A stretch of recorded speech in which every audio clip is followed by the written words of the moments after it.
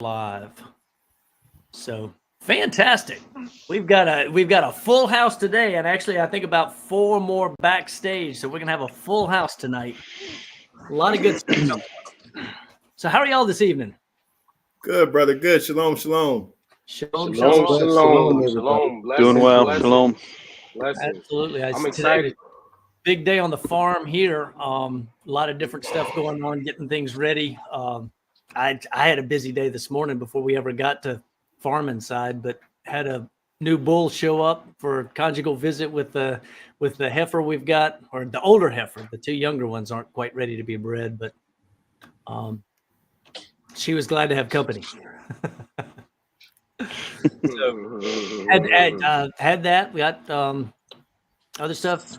Jeremy, you get any farm work done today? Yeah, I got a good bit of miscellaneous stuff. Project started. I'm going to work on some more of them tomorrow, doing some fencing and whatnot to make a new section for the chickens and separate it from where the goats are going to be and all that stuff. So, yeah. Very nice. Who else gets tomorrow off? Y'all have tomorrow off?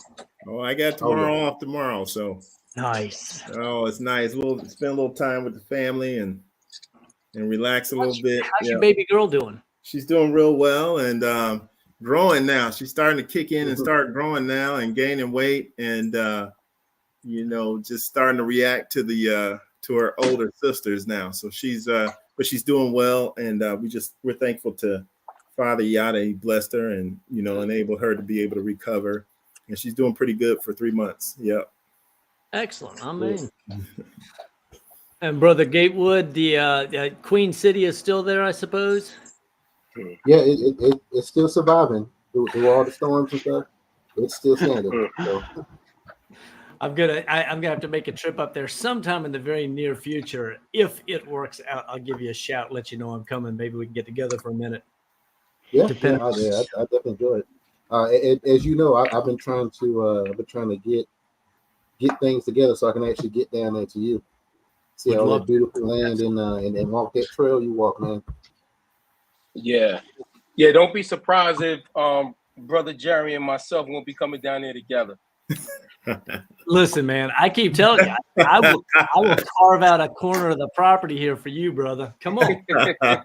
All right. I keep praying that the Father will give us or place in our path a large piece of property that we can then subdivide for other brothers that want to be here or desire to be nearby. Yeah. So good stuff. Yeah. All right, so we've got a hot topic tonight. We've got this is going to be a fun one. We've got a lot of research behind this. I have to give a big shout out to Brother Jan. I appreciate his research ability so much. I appreciate I appreciate the archive that you've got. Yeah, it's like absolutely. It's massive. His library is off the charts. His head has got to be this big to hold all that stuff. I'm telling you. But I was looking at like the last article that I've got this evening to look at. I was reading it. And I said, man, I've seen this before. I saw this years ago. I can remember seeing what I saw, but I don't remember where I saw it. But I'm telling you, Brother Jan, you bring up a topic. He's like, I got an article for that, and I got an article for that, and I got good stuff. Praise God, brother. Yeah, he's looking at articles. So one of the topics that we all of us here in the room on this stream, one of the topics we're passionate about is the restoration of Kol Israel. We desire to see the restoration of the kingdom, because part of that is necessary for the return of the king, right? And so we're passionate about that. And I know that a lot of times people get excited or excitable when we start discussing it because there's so many facets, and a lot of times we can be myopic in our approach. And so tonight, what we want to do as a group of brothers is to go through a whole bunch of different information. And I pray that this will be a blessing to everyone who takes the time to listen, who takes the time to watch, who takes the time to go into the show notes. We've already got all of our research in the articles that we're going to be working with, plus additional resources. And this will be the beginning. This will be the first part of a larger body of work. Tonight, we're going to be talking about the scattering. Who is Israel? The scattering. And in a couple weeks, we will come back and talk about who is Israel? The gathering. And then somewhere beyond that, I think we're going to have another wrap-up piece to help pull these things together. But what we really want to do is share some experience, share some knowledge and information. Anything y'all want to add at the beginning of this before we open this can? Because it's going to be a big one.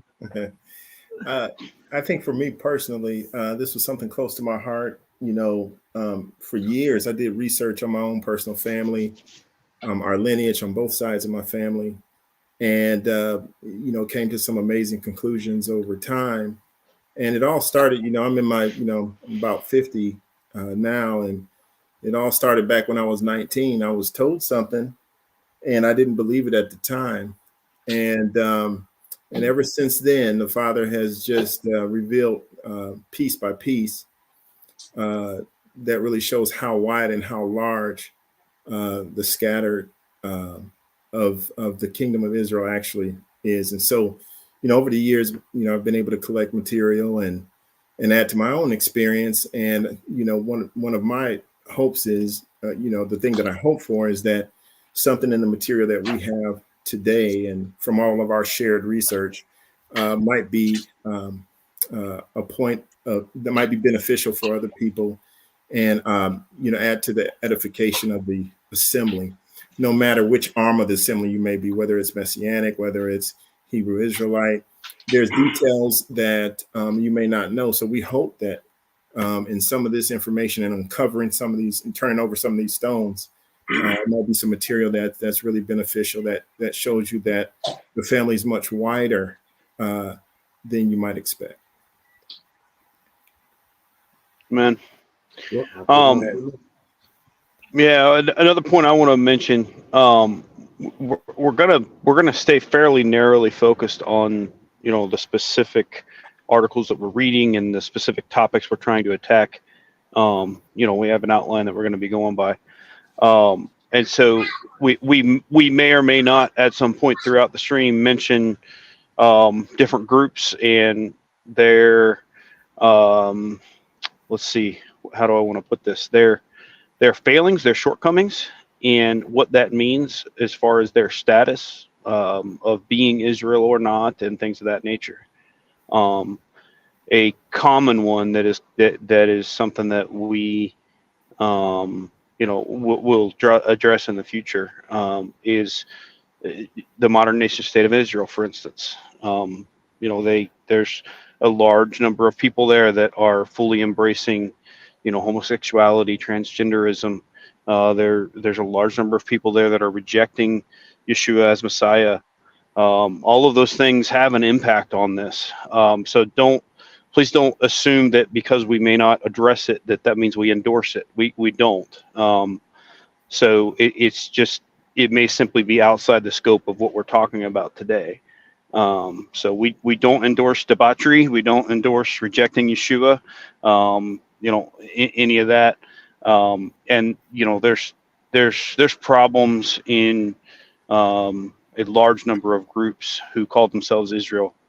And we may or may not address those different problems as we go. So.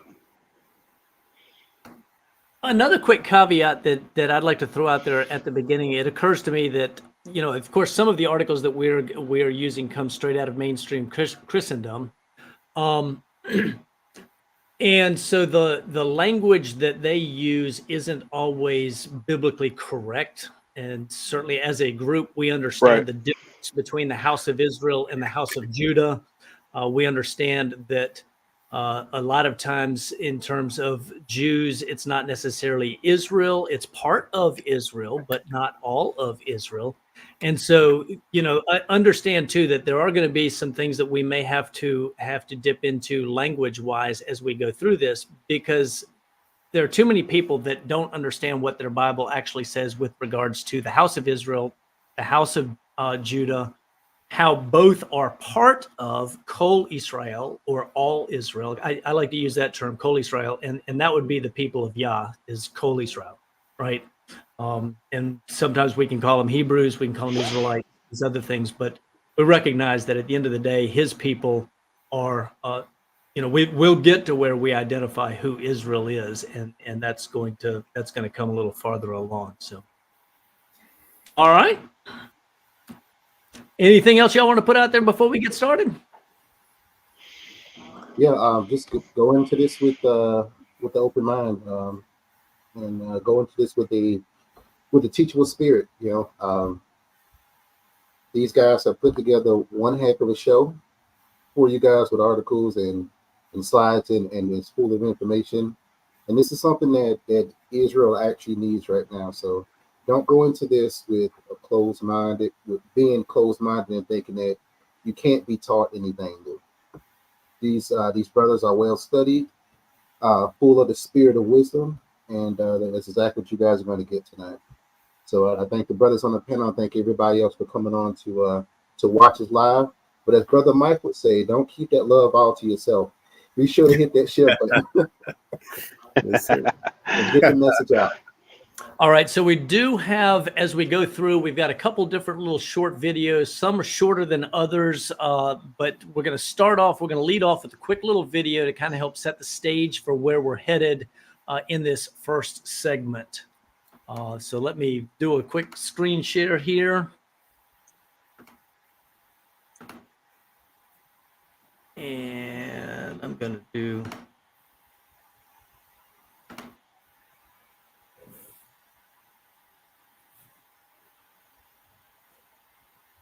In terms of human history, deep human biological history, Africa has a special role as a place of the emergence of modern humans, whether from a single population that has crossed the threshold and diversified, or whether from multiple populations that have intermixed to create the fundamental basis of modern humanity. Ancient Nubia and ancient Egypt share roots, common cultural roots in Northeast Africa, in the Sahara, and along the Nile Valley. The ancient Egyptians and the ancient Nubians can both be described, especially in the earlier periods, as being descendants of Northeast African indigenous population. As one writer said, all of these people are Africans, and I define Africans as people whose biological histories have emerged, and their identities have emerged in Africa, and where any mixing that took place on African soil. The Egyptians did not come from any place else other than the Nile Valley. Their identities and any other ancestry that they may have had were all forged together in that space. One becomes better known, and one's writing becomes translatable, which is purely an accident, the discovery of the Rosetta Stone. Otherwise, we would not be able to read the Egyptian hieroglyphs as well. So they would still be a mystery as well. We have not recovered something similar for later period Nubia. I don't think in terms of race in general. I don't, and when I say this, I think about it in two different ways. Darwin essentially suggested that in order to say that a species was subdivided into subspecies, which would be the equivalent of races, that the populations involved would have to be almost incipient species. Okay. So a high degree of substructure. I can tell you that you cannot use the idea of any difference or being able to tell a difference, either at the molecular level or physical level, as indicative of or requiring the use of the term race. So I say there are populations, but no races, and I'm not the first person to say that. All of these people are connected to each other, and dividing them in a way that implies a level of discreteness that the term race implies is inappropriate. Were there people with darker skin, lighter skin, curlier hair, less curly hair? Yes, there were.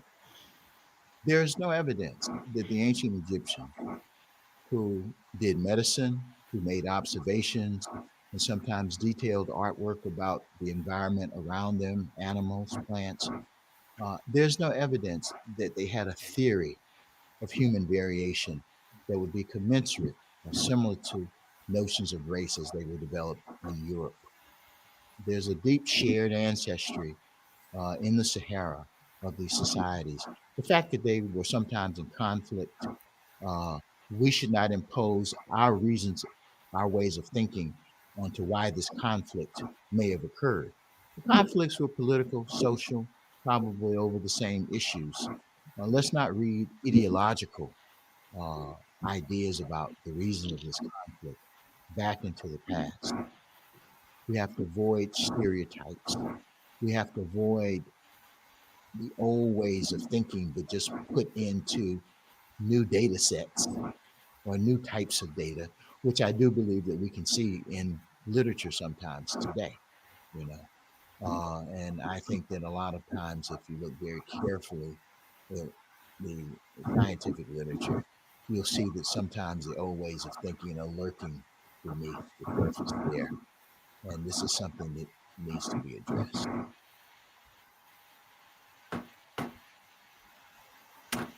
All right. So, any comments there before we move forward? That kind of sums it up right there, doesn't it? On the subject of race, I'm reminded of something that when I was growing up, there was at the church I was attending at the time, and specifically the Christian school, there was someone who came from a ministry that was nearby and did a presentation, and basically, ultimately the conclusion that he presented and promoted was that there's, when it comes to human beings, there's one race. It's the human race. The diversity of color and different physical features that we see it all comes from Adam and Eve, and ultimately, obviously, Noah and his sons. So this division into different races based on skin tone, physical features, things of that nature, is erroneous. And ultimately, as far as race is concerned, we're all one race. We're all human beings. So, and I think that fits the biblical record, from my perspective, being in medicine, understanding how the body works, understanding human biology. I can tell you from an experiential standpoint, after 25 plus years, that you truly are the same race. You're of the same seed. I think because of sin and moving away from Torah, people have gotten outside of Yah's understanding of how culture is to work, or how his creation is to work. So I think what that first visual aid or that first presentation really sets is the course, the idea that most conflicts are political, right? They're not necessarily ontological issues that you're dealing with. You're dealing with political, social, resource-based arguments. And because you have those disagreements, people can develop mythologies to support their political or covert reasons to undermine other cultures, so to speak. So I think when he looks at history, one of the points that he made was that we in the West, because we live in a modern era, cannot impose our presupposition of what we have been cooked in into the past to imagine that they think the same way we do. Right. And so I think you have to always have checks and balances on the way you think, so that you don't read into the text something that isn't there. Yeah, one of the things that I see that he pointed out also is that when it comes to this situation of race, that is really a relatively new phenomenon or thing that's taught. Actually, one of the main proponents of it in the beginning, in its inception, has been the Roman Catholic Church. In the 15th century, starting this idea of categorizing a whole mass of people based on skin color. And so this is how we get to where we are today. If you don't dig further back into history, you're not going to really, get that understanding looking at it from a Western perspective. All right. So, Mr. Gatewood, first article up. All right. Let's see how well I can navigate all of this stuff over here. Let me know when you're ready. Yeah, go ahead. All right. So this first one is diaspora. And it reads, diaspora was the name given to the countries outside of Palestine, through which the Jews were dispersed, and secondly to the Jews living in those countries. The Greek term diaspora corresponds to the Hebrew meaning of exile, referenced in Jeremiah 24, verse 5. It occurs in the Greek version of the Old Testament, e.g. Deuteronomy 28:25 and 30, verse 4, where the dispersion of the Jews among the nations is foretold as the punishment of their apostasy. And that simply means an abandonment of belief. In John 7:35, the word is used implying disdain. The Jews therefore said among themselves, whither will he go, that we shall not find him? Will he go unto the dispersed among the Gentiles? Two of the Catholic epistles, viz. that of James and First Peter, are addressed to the neophytes of the diaspora. In Acts 2 are the enumerated, the principal countries from which the Jews came who heard the apostles preach at Pentecost, everyone in his own tongue. The diaspora was the result of the various deportations of Jews, which invariably followed the invasion or conquest of Palestine. The first deportation took place after the capture of Samaria by Shalmaneser, and it's in parentheses, Salmanasar, and Sargon, when a portion of the 10 tribes were carried into the regions of the Euphrates into Media in 721 BC. And you can see that in 2 Kings 17. In 587 BC, the kingdom of Judah was transported into Mesopotamia. When about 50 years later, Cyrus allowed the Jews to return to their country, only the poor and more fervent availed themselves of the permission. The richer families remained in Babylonia, the beginning of the numerous and influential community. The conquest of Alexander the Great caused the spreading of Jews throughout Asia and Syria. Seleucus Nicator made the Jews citizens in the cities he built in his dominions, and gave them equal rights with the Greeks and Macedonians. Josephus Antichus 731.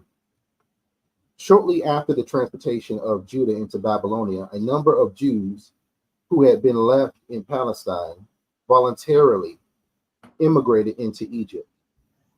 And that's referenced in Jeremiah 42 through 44. They formed the nucleus of the famous Alexandrian colony. But the great transportation into Egypt was effected by Ptolemy Soter, and Ptolemy took many captives, both from the mountainous parts of Judea and from the places about Jerusalem and Samaria, and led them into Egypt and settled there. In Rome, there was already a community of Jews at the time of Caesar. It is mentioned in a decree of Caesar cited by Josephus after the destruction of Jerusalem by Titus. Thousands of Jewish slaves, were placed upon the market. They formed the nucleus of settlements in Africa, Italy, and Spain, and Gaul.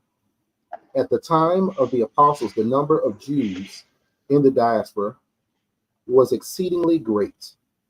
The Jewish author of the Sublime Oracles, Josephus, mentioning, forgive me, I skipped one. The Jewish author of the Sublime Oracles could already say of his countrymen, every land and every sea is full of them. Josephus mentioned the riches of the temple, says, let no one wonder that there was so much wealth in our temple, since all the Jews throughout the habitable earth sent their contributions. The Jews and the diaspora paid a temple tax, a kind of Peter's pence, a didrachma, being required from every male adult.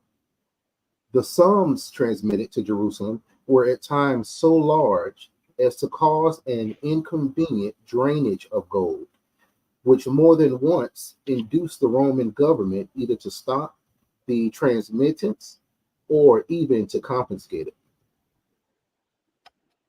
Through the diaspora, Jews were, on the whole, faithful to their religion. There was a noticeable difference of theological opinion between the Babylonian and Alexandrian Jew. The Mesopotamian Jews read and studied the Bible in Hebrew.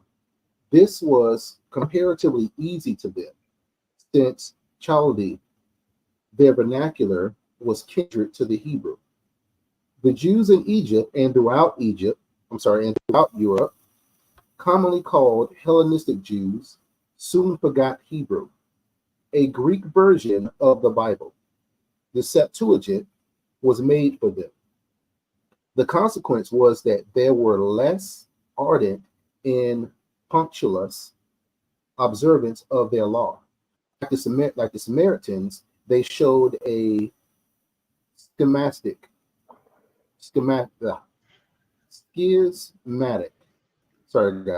tendency by erecting a rival temple to that in Jerusalem.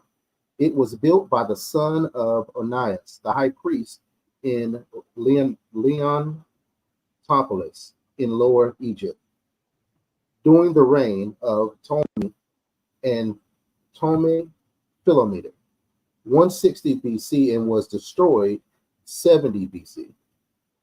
It is a curious fact that whereas Hellenistic Judaism became the soil in which Christianity took root and waxed strong, the colony of Babylonia remained a stronghold of Orthodox Judaism and produced its famous Talmud. The deeply rooted antagonism between the Jews and Greeks made the amalgamation of the two races impossible. Though some of the Seleucids and Ptolemies, such as Seleucus, Nicator, and Antiochus the Great, were favorable towards the Jews, there was constant friction between the two elements in Syria and Egypt. Occasionally, pillage and sacrifice were the inevitable result. Thus, on one occasion, the Greeks in Seleucia and Syria massacred some 50,000 Jews. On another occasion, the Jews, getting the upper hand in Cyprus, killed the Greek inhabitants in Salamis, and were in consequence banished from the island. In Alexandria, it was found necessary to confine the Jews to a separate quarter or ghetto. The Roman Empire was on the whole well disposed toward Jews of the diaspora.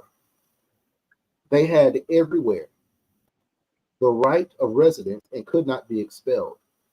The two exceptions were the exclusion of the Jews from Rome under Tiberius and under Claudius, and that's referenced in Acts 18:2. But both these instances were of short duration. Their cult was declared a religio licia. All communities had their synagogue. Preshukmai or Saptia. Forgive me if I'm pronouncing it. The translation might be poor. I read. which served also as libraries and places of assembly. The most famous was that in Antioch. They had their cemeteries in Rome. Like the Christians, they buried their dead in catacombs. They were allowed freely to observe their Sabbaths, festivals, and dietary laws. They were exempt from the emperor worship and from military service. Many Jews enjoyed Roman citizenship. E.g., St. Paul, and that's a reference in Acts 16, 37 to 39. In many places in the Jewish community, a recognized organization with administrative, judicial, and financial powers. It was ruled by a council called Gerousia, composed of elders, presbytery, at the head of which was the archon. Another token of the freedom which the Jews enjoyed throughout the empire was their active propagandism. And that's he was referencing Matthew 23:15. The neophytes were called Phobomenoi or Sabomenoi, i.e. God-fearing. It's referenced in Acts 13:16, 26, and verse 43 there. Their numbers appear to have been very great. St. Paul met them in almost all the cities he visited. Josephus praising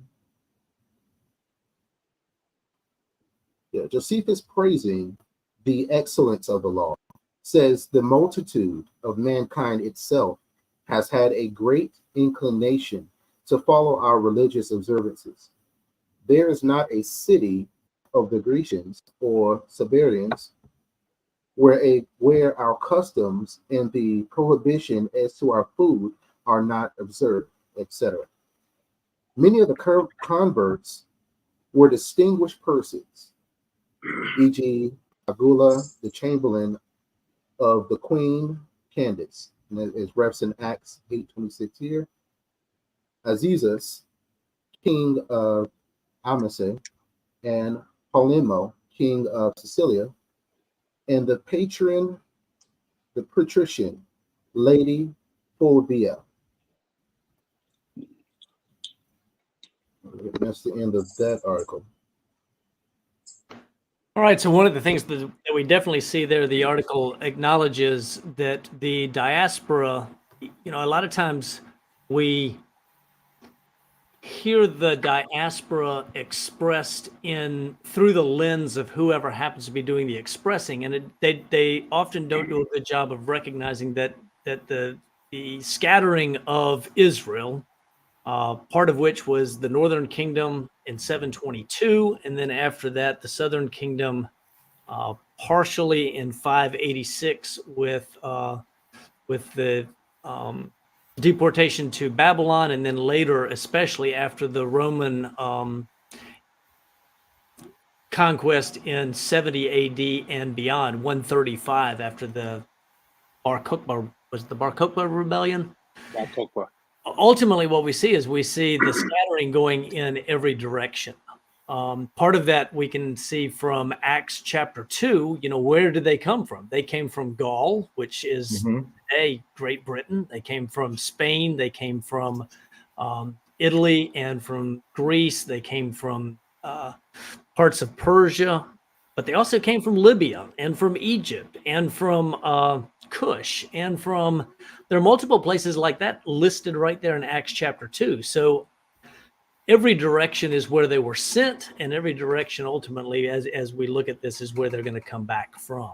But yeah, that article hits on a number of those pieces in terms of talking about, slave ships to Rome, just like slave ships later on elsewhere. And then we're going to see settlements all across North Africa, settlements across southern, the northern borders of the southern part of Europe, the northern borders of the Mediterranean, all along those coasts, everything. Yeah. Excellent article. Brother Jerry. Good read. Yeah, it really was. Just in that article alone is telling you, or it's really demonstrating to us that not only is Israel a mixed bag, but everybody didn't just come to one place.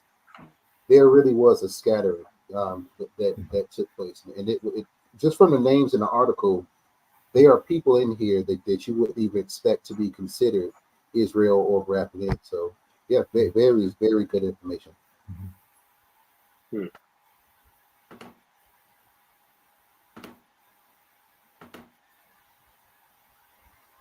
All right, you got one more there for us, Brother Gatewood. Yes, sir. Got it pulled up here. Titled "Genes Tell the Tale of Jewish Ties to Africa."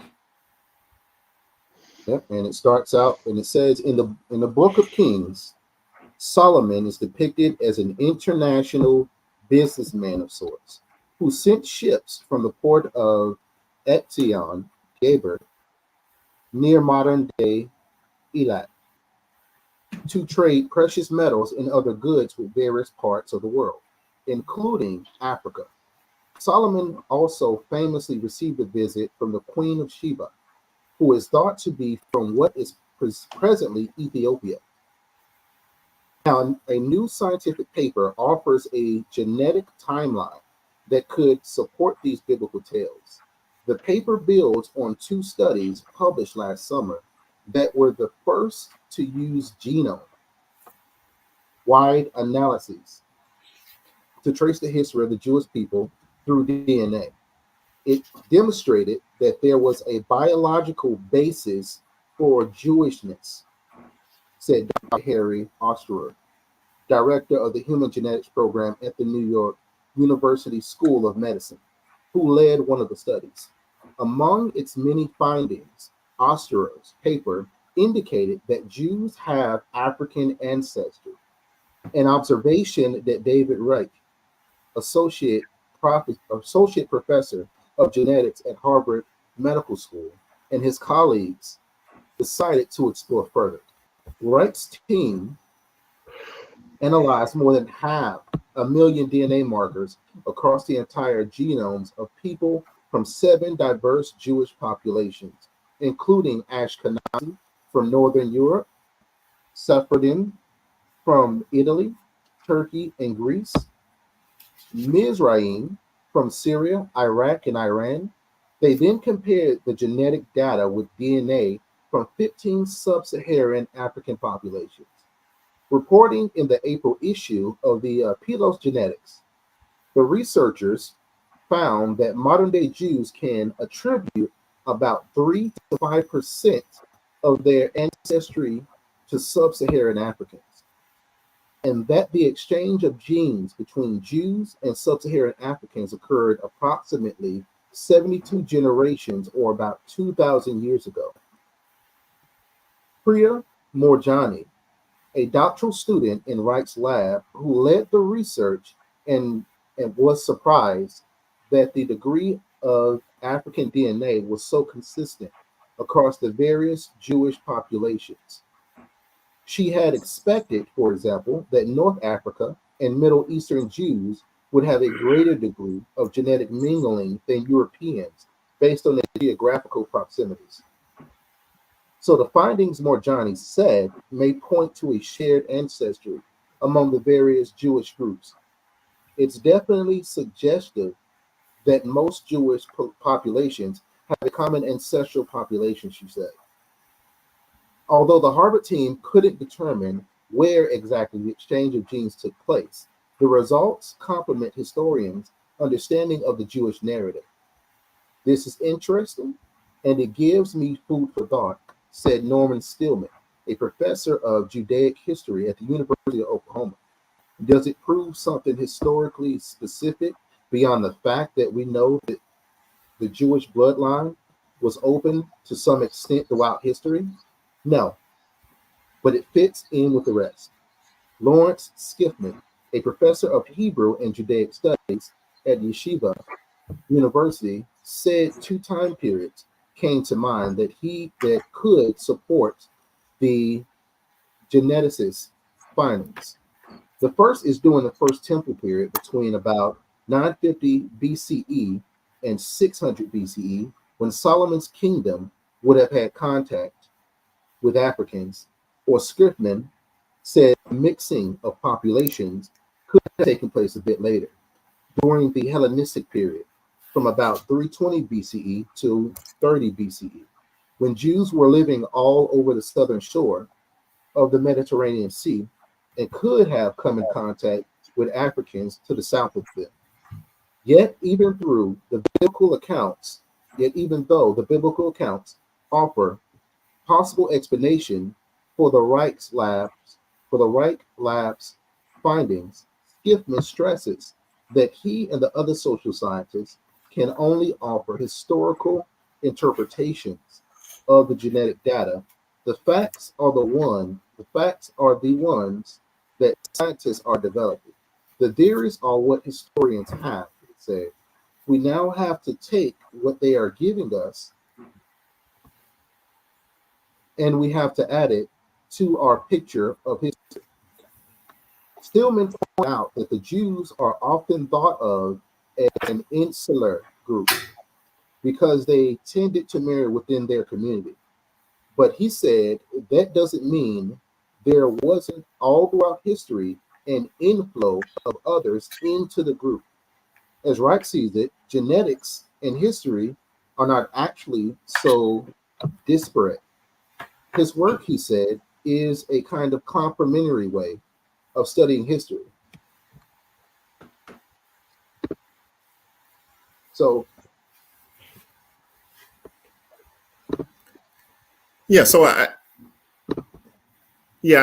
think what's interesting about that is that when you actually get down into the research, I mean, one thing that was telling is that, you know, at least in their findings, they looked at about 72 generations, and it went that far back at least. And so it shows you that you had these diverse populations that were interacting with each other. So yes, we understand from Torah the set apart nature of Israel. However, we also understand from Torah that there were multiple, so to speak, ways to be integrated into society, right? You can look at the idea of the Edomite coming in the third generation. You can look at the idea of even when Esther was with, you know, in the Persian aspect of captivity, the idea that even then when Mordecai and Esther had their witness in a foreign land under captivity, how in chapter 8 it says, and many people of the land became Jews. It doesn't say they wanted to be.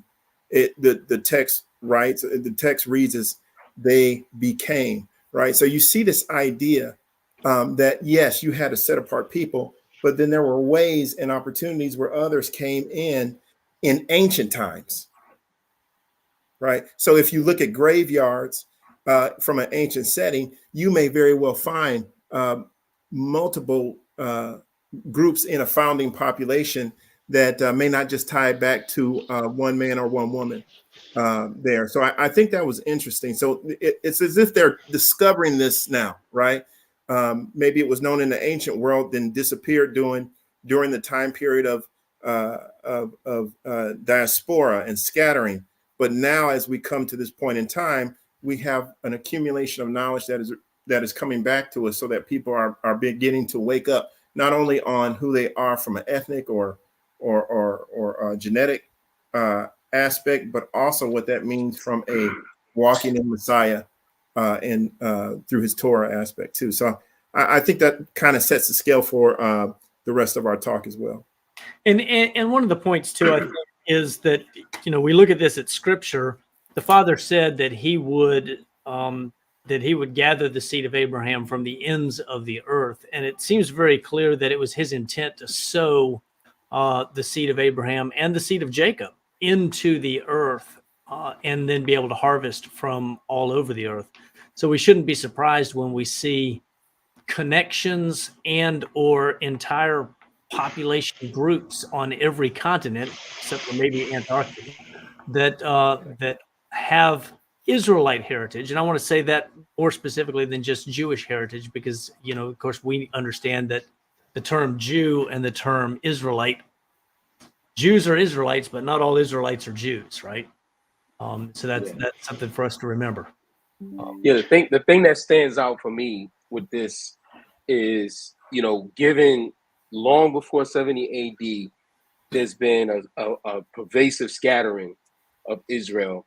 And with this scattering being so broad and so pervasive and so dense, it kind of like screams out to me the idea that, you know, Yah has intended that we be so diverse to the point that it emphasizes that in order for us to recognize each other, we must first recognize each other based on what Torah says, based on the Amen. attributes of the fruit of keeping what Torah says, and faith in the promised seed, which is Messiah.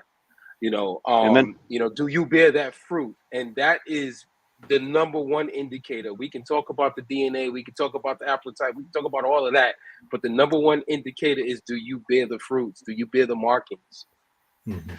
Yeah. Amen. And Dr. Murray Absolutely. alluded to that in a couple of her comments there as well. And if nothing else, one of the things that I really want to see is I want to see us understand that, you know, we are brothers, and we're brothers more than just because one or the other was grafted in, but because the seed was scattered everywhere, and we have to learn to recognize each other as brothers. But we ultimately, and we will find this as we get deeper into this conversation, is that we recognize each other by what we do and the faith that we have. Yes. It has nothing to do with this right here, right? It did Yes. Right. Yes. Faith in So- action. That's how we Let me put up the next little clip. Keep this thing moving along. This is going to be a short clip that let's see right here, and I'll probably play it twice. It actually I can't figure out how on these shorts when I've got it on here to back it up and start it over, and I think it's a couple seconds in, so we'll play this thing through twice here right quick. Make us living today the last generation not to know who the lost tribes really were all along. Sometimes even the most destructive rhetoric always contains a grain of truth. Yes, there is validity that many people of color in North and South America and the Caribbeans have Israelite ancestry, and there is an undeniable movement of return consciousness that is getting these descendants to wake up. However, when that is weaponized and aimed at attacking the other Jewish people who were also sold on slave ships to Rome and who have been persecuted and massacred for generations in Europe, North Africa, and the Middle East, you get two Israelite groups fighting each other and blaming the other for the source of their suffering, rather than reuniting and never actually holding accountable those who truly still benefit from our struggles. Yea, if you are really part of Am Yisrael, be a part of the generation and our movement to link the family back together. We are uncovering and documenting these stories to make us living today the last generation not to know who the lost tribes really were all along. Sometimes even the most destructive rhetoric always contains a grain of truth. Yes, there is validity that many people of color in North and South America and the Caribbeans have Israelite ancestry, and there is an undeniable movement of return consciousness that is getting these descendants to wake up. However, when that is weaponized and aimed at attacking the other Jewish people who were also sold on slave ships to Rome and who have been persecuted and massacred for generations in Europe, North Africa, and the Middle East, you get two Israelite groups fighting each other and blaming the other for the source of their suffering, rather than reuniting and never actually holding accountable those who truly still benefit from our struggles. Yea, if you are really part of Am Yisrael, be a part of the generation and our movement to link the family back together. We are uncovering and documenting the. Okay. Amen. Passionate Amen. presentation there, but so true that the Father is doing something incredible and pulling people together from all over the world. And it's exciting. That's very exciting. Amen. Man, amen. Now, Go ahead. now going on to my article. So this first article, I'm going to deal more with the genetics, digging down into what the what the current literature is talking about in terms of the genetics, and in terms of, you know, how do you go about just reviewing ancient DNA specimens, specifically Y DNA haplotypes. What does that mean? Can you get down to one particular DNA haplotype, or are you really looking at source populations? So we're going to look at this, the genetic history of the Israelite nation. And this is from a peer-reviewed journal, the Journal of Creation. And Robert Carter, who deals with writings a geneticist dealing with genetic writings, and he deals with this topic specifically. And you're going to catch a few surprises here that in terms of what the current science is and what they're actually looking to do. It seems now the movement is not necessarily towards, in the religious community, it may be towards one particular genetic haplotype, but in the scientific, if you're just dealing with pure science, it tends to deal with population groups, ancient population groups. So when they go to these grave sites, when they get the DNA samples, what are they finding in known Jewish graveyards, grave sites from antiquity? Are they finding just one DNA haplotype, or are they finding multiple DNA haplotypes in known areas where Yehudim were buried? So we need to look at that and see if that matches Torah, if that matches the biblical record. Would you expect to see a diversity of Y DNA haplotypes, or would you expect to see only one Y DNA haplotype in various graveyards? And what does the biblical record say about that? So let's take a look at this right now, the genetic history of the Israelite nation. So I'll go past the first paragraph here, and I'll start with the Bible gives us a clear and detailed history. We'll start there, and I'll skip over a few parts because it's a lengthy article, but we'll hit on the main parts to kind of set up exactly this idea of, you had Israel start with a family, but where it started with the family was their diversity in terms of males, even where it started, right? And the idea that Abraham received the covenant, he received the covenant. Did he have other males who were under his authority who also had to get circumcised and who lived with him, who he took care of, who were directly under his authority? What would happen to them if they died in his care, right? So we have to look at all these things and see what is being said. So we'll start here. The Bible gives us a clear and detailed history of the Jewish nation. In fact, the biblical text may actually give us more detail. It may give us a more detailed ethnography for the Jews than we have in any other ancient nation. Detailed genealogical tables exist, and an unbroken history from Adam to Abraham and beyond is given to us with little to no ambiguity. But given that contemporary Jews descend from the biblical patriarch Jacob, how much of their genetics can be traced back to him? So this is the proposed question. With thousands of years of history that include migration, destruction, restoration, and a diaspora that has never ended, and much intermarriage with non-Jews, what should the state of their genetics be today? Okay, so he's not necessarily talking about an individual line from Abraham. He's talking about those who are religious Jews, a religious community. What would that look like? What should we expect that the genetics would look like? Ancient Jewish communities, most of which are still in existence, were founded in Africa, Algeria, for example, Libya, Morocco, Tanzania, Ethiopia, Southeast Africa, Asia, the Levant. He classifies Asia or the Levant in the Asia region, but we know that it does exist near or on the African tectonic plate. He talks about Asia Minor. He talks about Yemen, Baghdad, Iran, India, Burma, Europe, Spain, Italy, Central Europe, and possibly other places. So this is what his first acknowledgement is. He says some of these are more ancient, such as Yemen, than others, Ashkenazi, for example.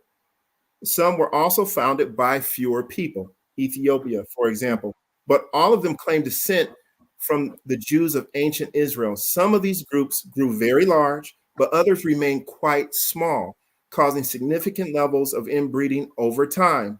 For example, the Northwest African colonies may have settled along Phoenician trade routes.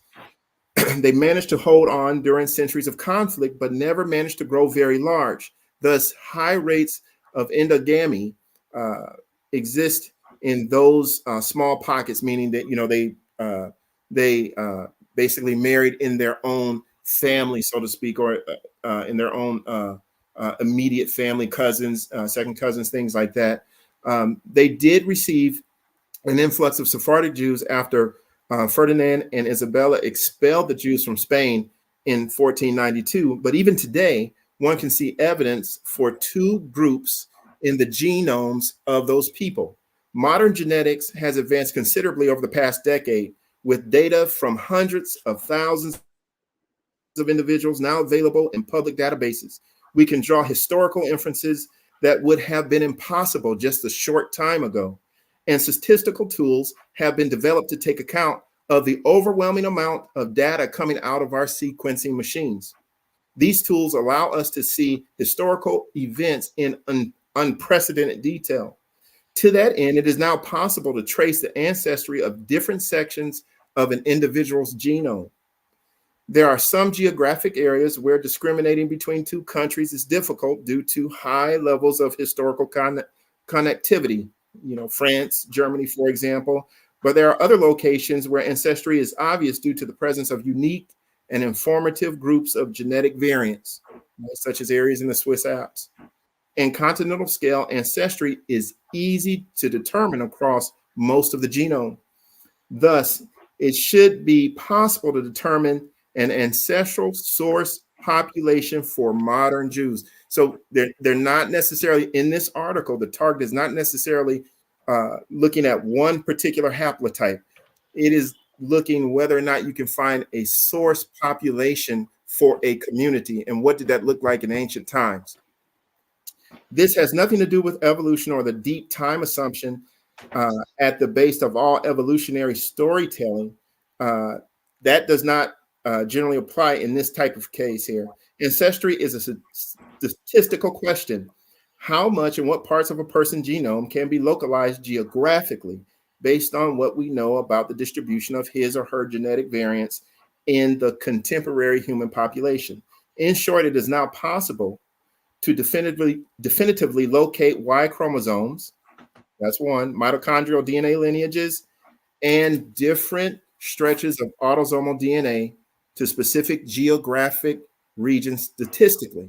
This does not have to be true. We did not know it was possible until after the data started to come in. But now that there are thousands of complete human genomes available, the case for geographical ancestry has become quite strong. Multiple questions arise when considering the Jewish people.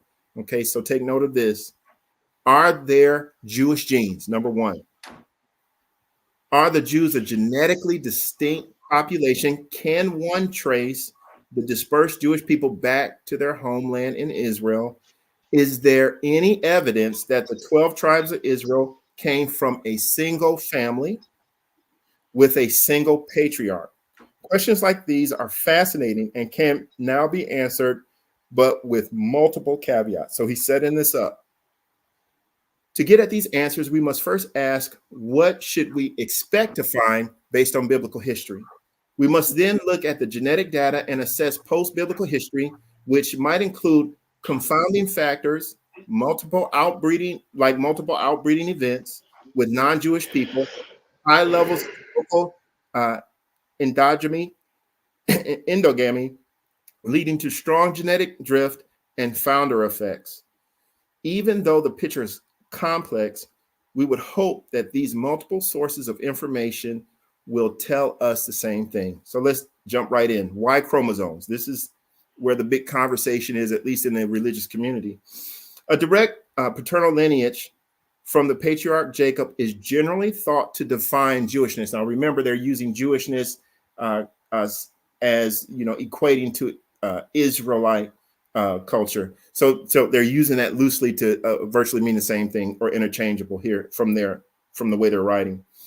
Yet early analysis with limited data concluded that more than one, now limited, take note of this, yet early analysis with limited data concluded that more than one Y chromosome haplotype exists among modern Jews. Does this contradict the biblical narrative? Actually, no. When comparing the Y chromosome haplotypes found in Jewish and non-Jewish Middle Easterners, it is clear that they share a common pool of sequences. The two together are distinct from non-Jewish groups in Europe, North Africa, and South Africa, but the majority of non-Middle Eastern Jews also trace back to a Middle Eastern Y chromosome source, meaning that all three groups come from the same paternal stock. Hammer et al., Dr. Hammer, who he had his research group et al., 2000 concluded that a major portion of the diversity of Jewish Y chromosomes, this is what his conclusion was, traced to a common Middle Eastern source population. Now notice the wording. He didn't say a single man. He's talking about a community, a community in the ancient times that had multiple people who some may have converted in, some may have came in at different times. It may have been admixture, secondary to war, you name it. But what he says here, that the current Jewish Y chromosomes trace back to a common Middle Eastern source population several thousand years ago. The implication is that this source population included a large number of distinct paternal and maternal lineages reflecting genetic variation established in the Middle East at the time. In turn, this source diversity has been maintained within Jewish communities despite numerous migrations during the diaspora and long-term residence as isolated subpopulation in numerous geographic locations outside of the Middle East.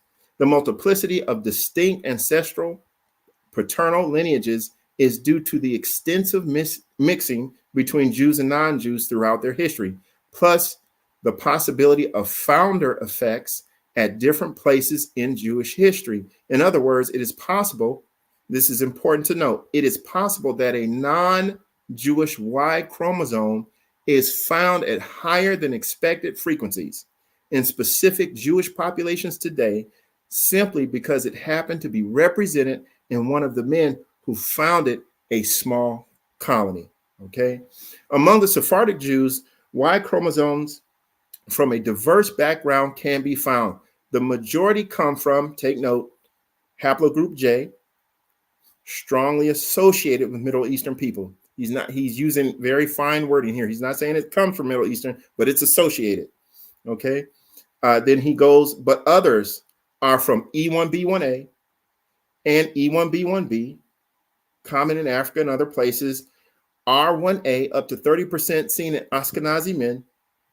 R1B, most common lineage in Europe. Then he has Q, which is Asia, I, another part of Europe, and G, mainly Western Asia. So in the current Sephardic Jewish population, these are the haplotypes that come up the most common. This is interesting right here. The distribution of haplogroups found among the Spanish Sephardim was similar to a Jewish population in Turkey, sometimes included within the term Sephardim. This pattern also held for Jewish men from Northeast Portugal.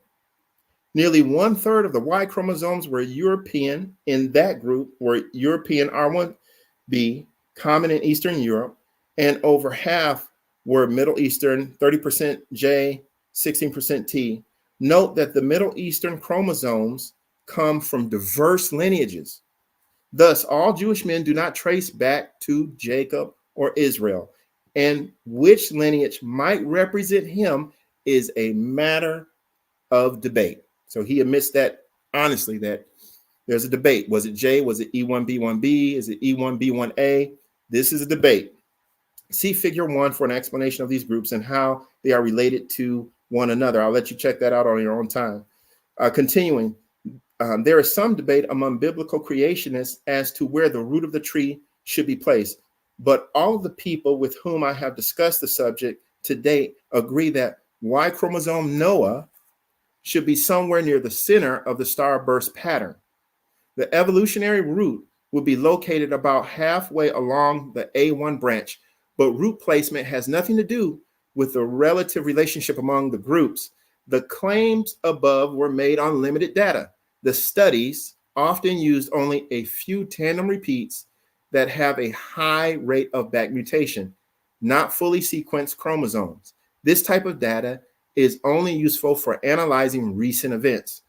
Re-examination of such data caused Taffanelli in 2014 to conclude that one While one might be able to draw conclusions about the founding of various Jewish groups, the fact that multiple diverse lineages exist in these populations and that these lineages exist in non-Jewish groups as well highlights the lack of support for using them either as markers of Jewish ancestry or biblical tells.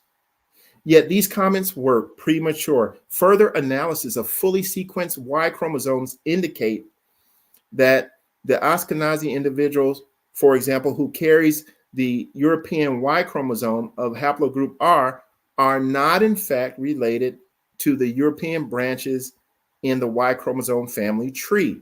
Even though this family might be common in Europe, the Jewish version of it, right, basically, were found to branch off earlier and to be more closely related to Middle Eastern men who carry haplogroup R. The clear implication is that, now this is very important to take note of, the clear implication is that this is an old pre-diaspora, possibly non-Jacob descent Y chromosome family, which is now found within the greater Jewish population. The majority of lines really do go back to a Middle Eastern setting. But we would expect them, but would we expect them to go back to a single person? In fact, no, we would not, based on the known history of the nation of Israel. Now he's going to approach the Y chromosome specifically, Aaron's Y chromosome. A surprising percentage of men across Judaism who claim to belong to the Levitical priesthood, the Kohanim, share a common Y chromosome within a subgroup of J. This is despite the fact that they have been separated in some cases for approximately 2,500 years.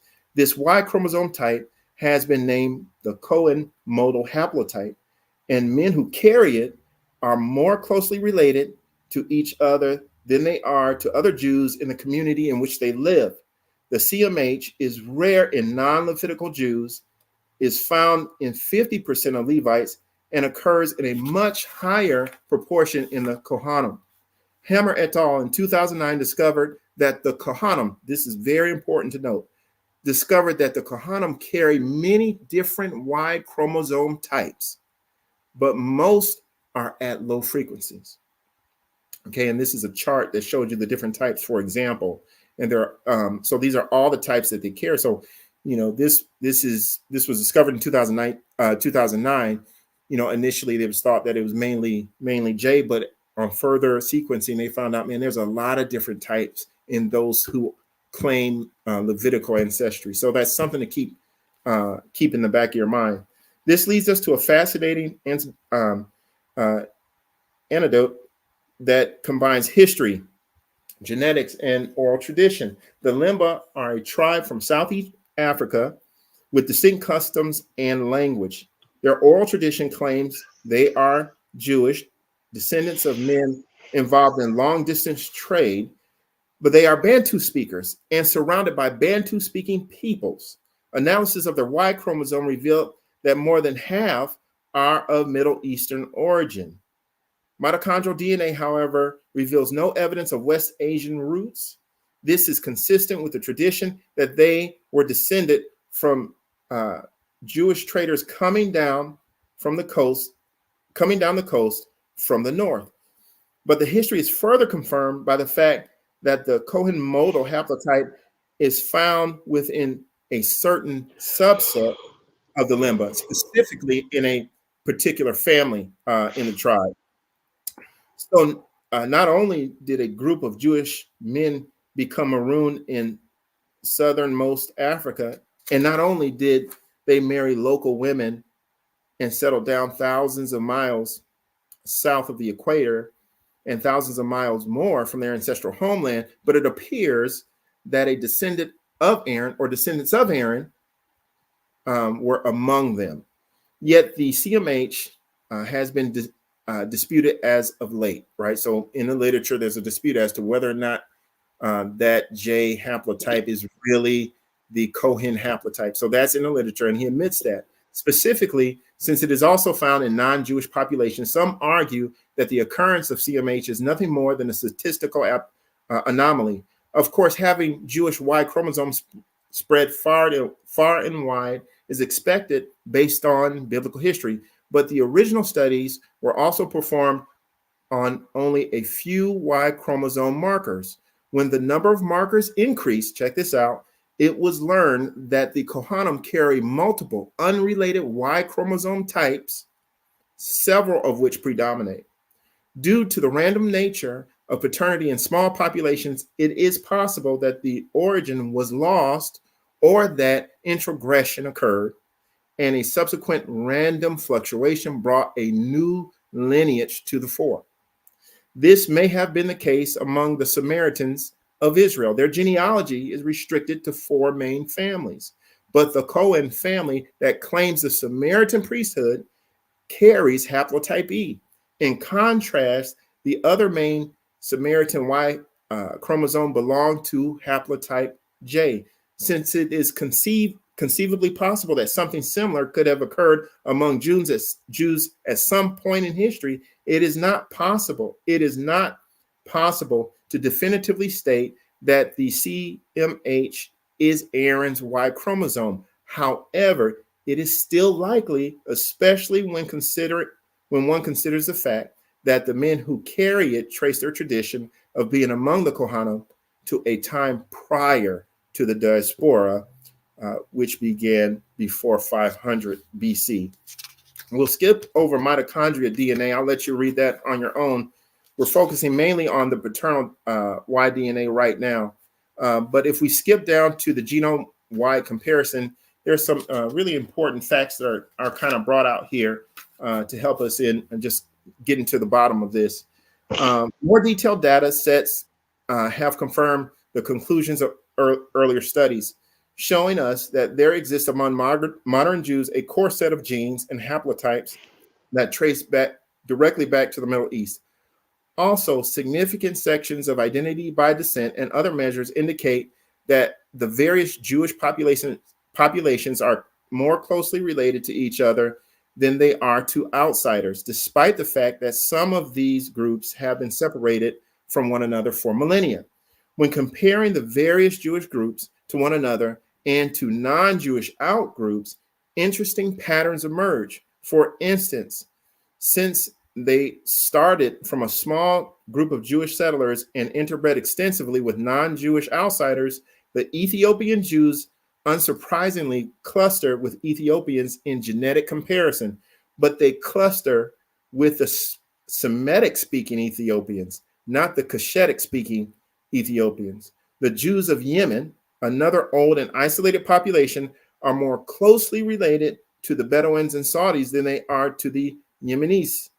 Indian Jews, like Ethiopian Jews, are closely related to their host population, indicating significant mixing over the years. But mixing can also be detected on larger scales. The following is based on evolutionary rates and dates, but it is an interesting conceptual framework that can help us to understand large-scale historical processes. The average Southern European has 1 to 3% African ancestry, most of which probably traces back to the Arab migrations after the fall of Rome. People from the region surrounding Israel carry 4 to 15% African ancestry, but these links probably trace back to more recent times, maybe 1,000 years ago. Multiple Jewish subpopulations also carry African DNA 3 to 5% with an estimated mixing rate of 70 generations ago. This is much older mixing than the other groups, going back more than 2,000 years. This means that African ancestry was almost certainly among them prior to diaspora. Yet even this is much later than the biblical date for the founding of Israel. It is only about halfway to Abraham. Genetic evidence being what it is, all we can say is that the Jews of the late Old Testament times already had a portion of African ancestry, or a small portion of at least a small portion of African ancestry. This may not turn up in Y chromosomes or mitochondrial studies due to genetic drift, whereas lineages tend to be lost and founder effects. but it has carried over to the rest of the genome. We'll skip over the disease portion. He talks about the disease portion. In certain clusters of Jewish societies or certain groups, you have a higher incidence of certain disorders, right? Creutzfeldt-Jakob's disease, for example, came on the scene, around 1492. That disease in and of itself is more like a type of a degeneration, neurodegeneration disease. You almost think of it like a prion-associated disease, but it's not. But that tends to occur at a high rate in various Jewish populations. Something else to keep in mind with that is that, for example, in Jewish populations, there's a high rate of lactose intolerance, and it clusters in Jewish populations. You can also find that in what is known as so-called African-American populations and in certain sets of Asian populations as well, too. You can also think of diseases like inflammatory bowel disease, right? Which would be Crohn's disease or ulcerative colitis. Those also tend to cluster in modern Jewish populations as well, too, right? And it's rarer in populations that are non-Jewish, so to speak. So that's just an example of what he talks about in the disease section. But you can read that one for yourself. We'll go to the alternative theories. We need to look at this Khazar hypothesis, right? So let's bite down into this and kind of see what the whole issue with the Khazar hypothesis is. So we need to look at this because this is something that, our author Kressler's book came out quite a while ago, and he talked about the idea of southern Turkey in that region, that the kingdom of the Khazars and mass conversion and what have you. So we got to look at this from a genetic standpoint and see what the scientific literature says about it. Is there an argument for? Is there an argument against? Let's look at that and see what both sides of the fence said concerning this, right? So once Need et al. Dr. Need discovered that one can statistically separate people with Jewish ancestry from the general population of Europeans, the race to discover Jewish genes was on. Even though there are clear patterns, the idea that there are exclusive Jewish genes was recently contradicted by Elhaik. So Dr. Elhaik is a Israeli geneticist, and he's shown up. I've seen a couple of his videos with brothers who are in the Israelite community. Very good interviews that were done by him. I think we have a couple of links in our notes below that you can go check out some of the conversation with those. Very good interviews that two brothers did concerning that, and that would be beneficial for you to look at. I think We Woke Now, that brother did excellent work with an interview concerning him, and also with Boom Church. Excellent interviews with him, so you can look those up on YouTube. But even in his writings and his research papers, he deals with this Khazar hypothesis. So he has 6 main points to his argument, right? 6 main points. And we're going to see if Dr. Carter is going to disagree with those points. And, so we can get a balance in terms of what the literature says with this. And even if there is an issue there, does it matter when you look at Torah and following the Most High, right? So let's take a look at this. So Dr. Elhaik contradicted this concept, right? He has 6 major points, all of which, in Dr. Carter's view, are questionable. So he reinstates them here. So number 1, Dr. Elhaik, his first support of this Khazar hypothesis, number 1, it is unlikely that an Israelite gene ever existed since Iron Age Israelite tribes exchanged genes with their neighboring tribes. So he doesn't think a specific gene that you can call just a specific Israelite gene exists. Iron Age would be, after Father Abraham received the covenant from Yah, and you have the development of the tribes, right? And now you have full tribes, and they're exchanging, interacting with tribes of the land there in Canaan. So number 2, had there been a paternal Israelite gene, right? And we're talking about source populations, right? Had there been a paternal Israelite gene on the Y chromosome, it would have been lost due to the transition to matrilineal descent, right? So there's an argument in the religious literature as to when matrilineal descent started. Did it happen at Sinai? There's some evidence that, at least from the traditional Orthodox perspective, they might say it's Sinai. But from a biblical, more Western perspective, it really is no case for matrilineal descent when you look at Torah. So that's one issue there. His next point is that had there been a maternal Israelite gene on the mitochondrial chromosome, it would have been lost due to the initial period of patrilineal descent. Had there been, number 4, had there been an autosomal Israelite gene, it would have been lost due to high rates of movement into the religion. Number 5, had there been an autosomal Israelite gene, it would not be unique to Jews due to the high rate of movement out of the religion. Number 6, had there been an autosomal Israelite gene that survived to modern day, it would have been extremely rare and undetectable by popular search approaches that put a priority on finding genes that are common to a large fraction of Jews, right? So when they do these studies for genetics, they tend to look at characteristics that are very common as opposed to very rare characteristics there genetically. So his rebuttal, point 1 through 4, depends on the degree of mixing with other populations plus chance. Being that the Jews have always had a certain degree of separation from other cultures, the assumption would be that they may have maintained some genetic distinction. Point 5 is so basically he said it really did, for his rebuttal to El-Hake, he basically says, it really depends on the degree of mixing. Did they really mix that much, considering their set apart nature? Number 5, he agrees with him on number 5. He said this is given and is well attested to in the literature. This is one of the main reasons why there are no Jewish genes.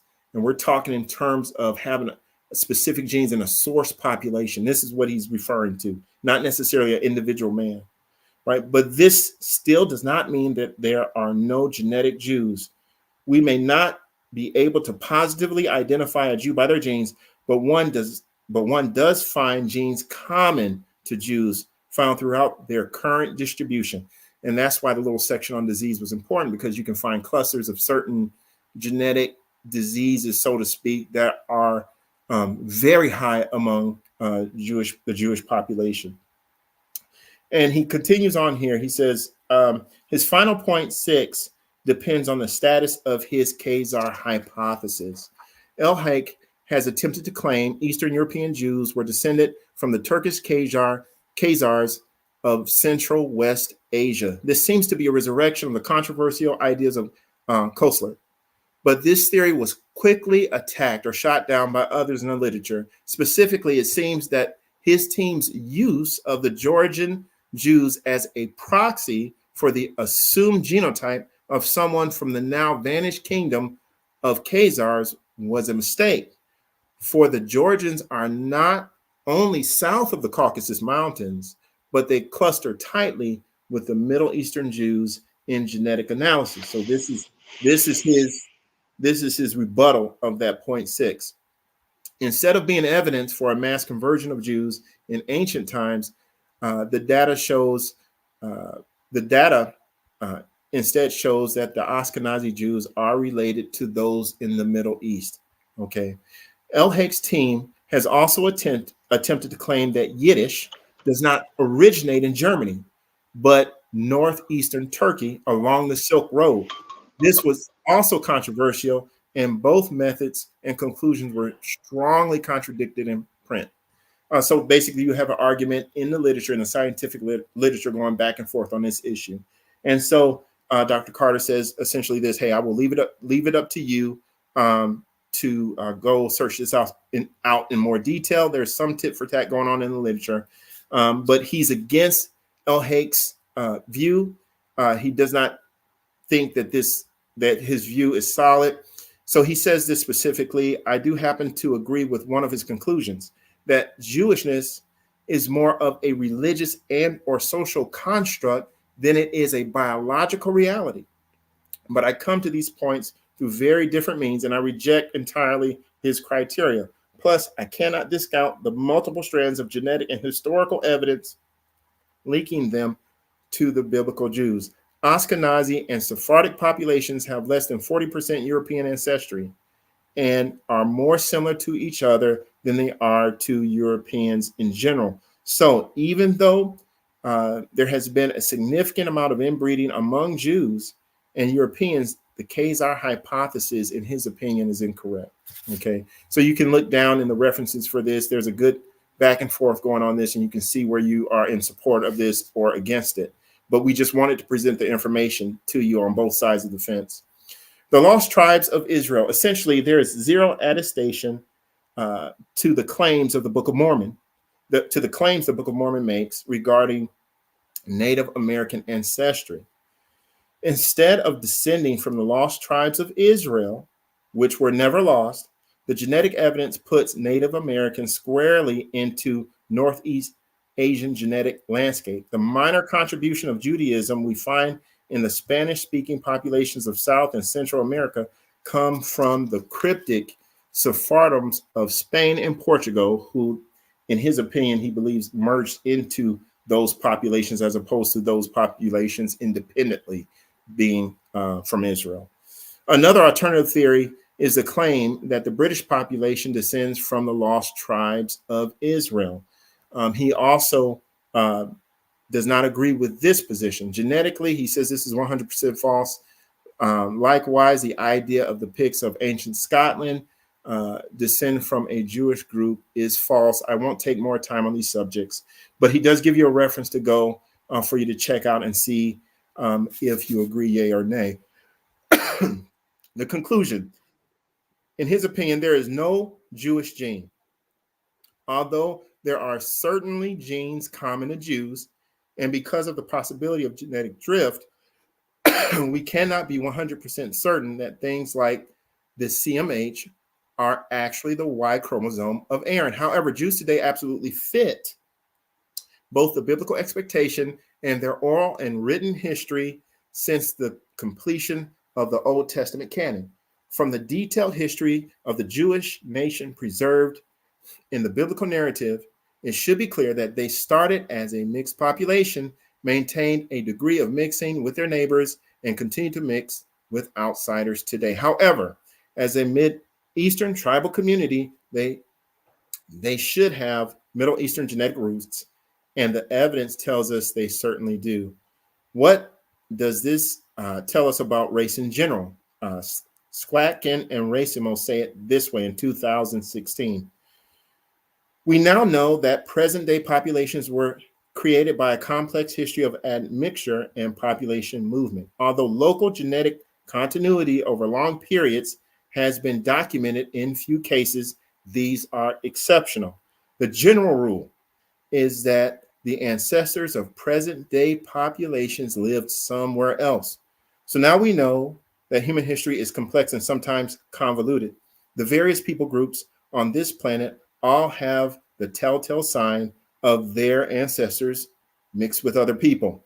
The Jewish people, due to their rich historical background, serve as a test case that informs us what we would expect to find in other groups. Essentially, every people group should represent a history of mixing that unites us all under one common banner: descendants of Adam and relatives of Jesus Christ, the kinsman redeemer. So that's a pretty lengthy article. We try to cut out some parts of it. The important part, from my view, that I got from this is that in the scientific literature, it seems that the target is to find source ancient populations and compare them with modern day population. Sometimes we can get very narrow, but when you look at Torah, we certainly know that people came in at different points. There are multiple texts. You can look at Ezekiel 47:22, Esther 8, Esther chapter 8, 1 King 8:41, Isaiah 56:3, Deuteronomy 23:7. When you look at all these together, it shows you a pattern, almost like a type of immigration policy that the Torah did have this type of policy that if a stranger came to seek after Yahuwah to keep his law, statutes, and commandments, there was a process or an immigration policy for that person to be able to come in to be part of Kol Israel. So we see that clearly in the biblical text, and it seems from at least from this research paper that the genetics may very well support that to an aspect. The only critique I have on this article is that he dealt with, he certainly dealt with, populations where the culture originated. If you look at where the culture was dispersed to, then you would also have to deal with issues with the Americas and West Africa as well, where you have the Bantu tribes, where you do have quite a bit of what you might call Hebrewisms and, frankly, Hebraic historical record. So I think that in Europe as well. So you have to be very careful with the absolutes, the 100% that he listed there for certain populations. So very good article.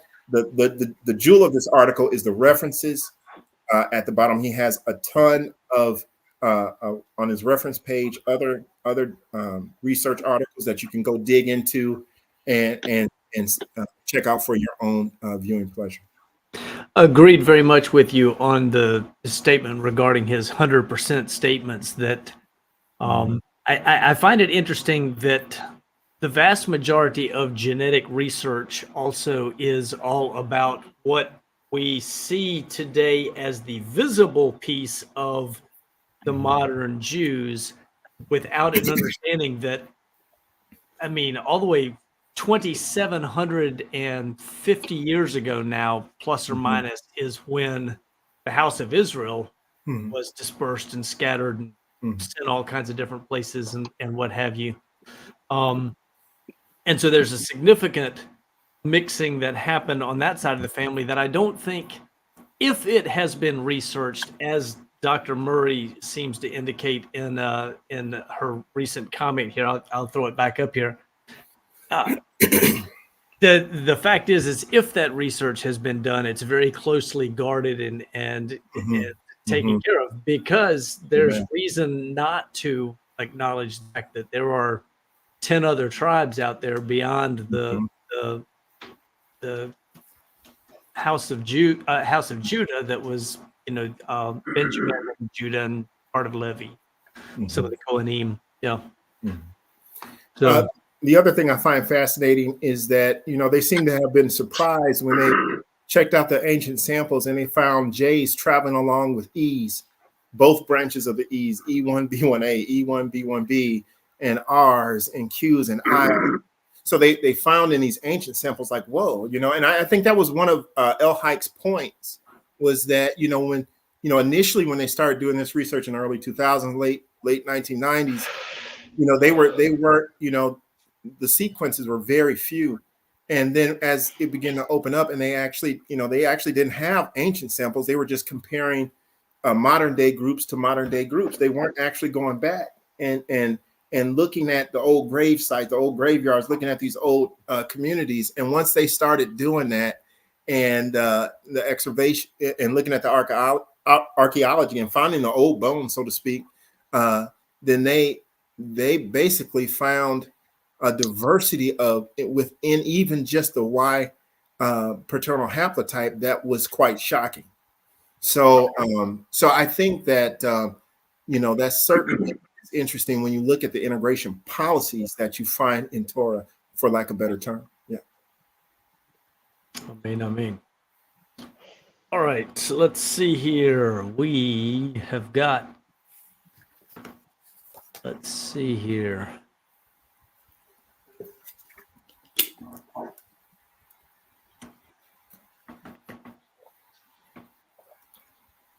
Let's start with a real quick clip here. I need to share this first because clip happens so fast. I need to make sure that I've got it. See.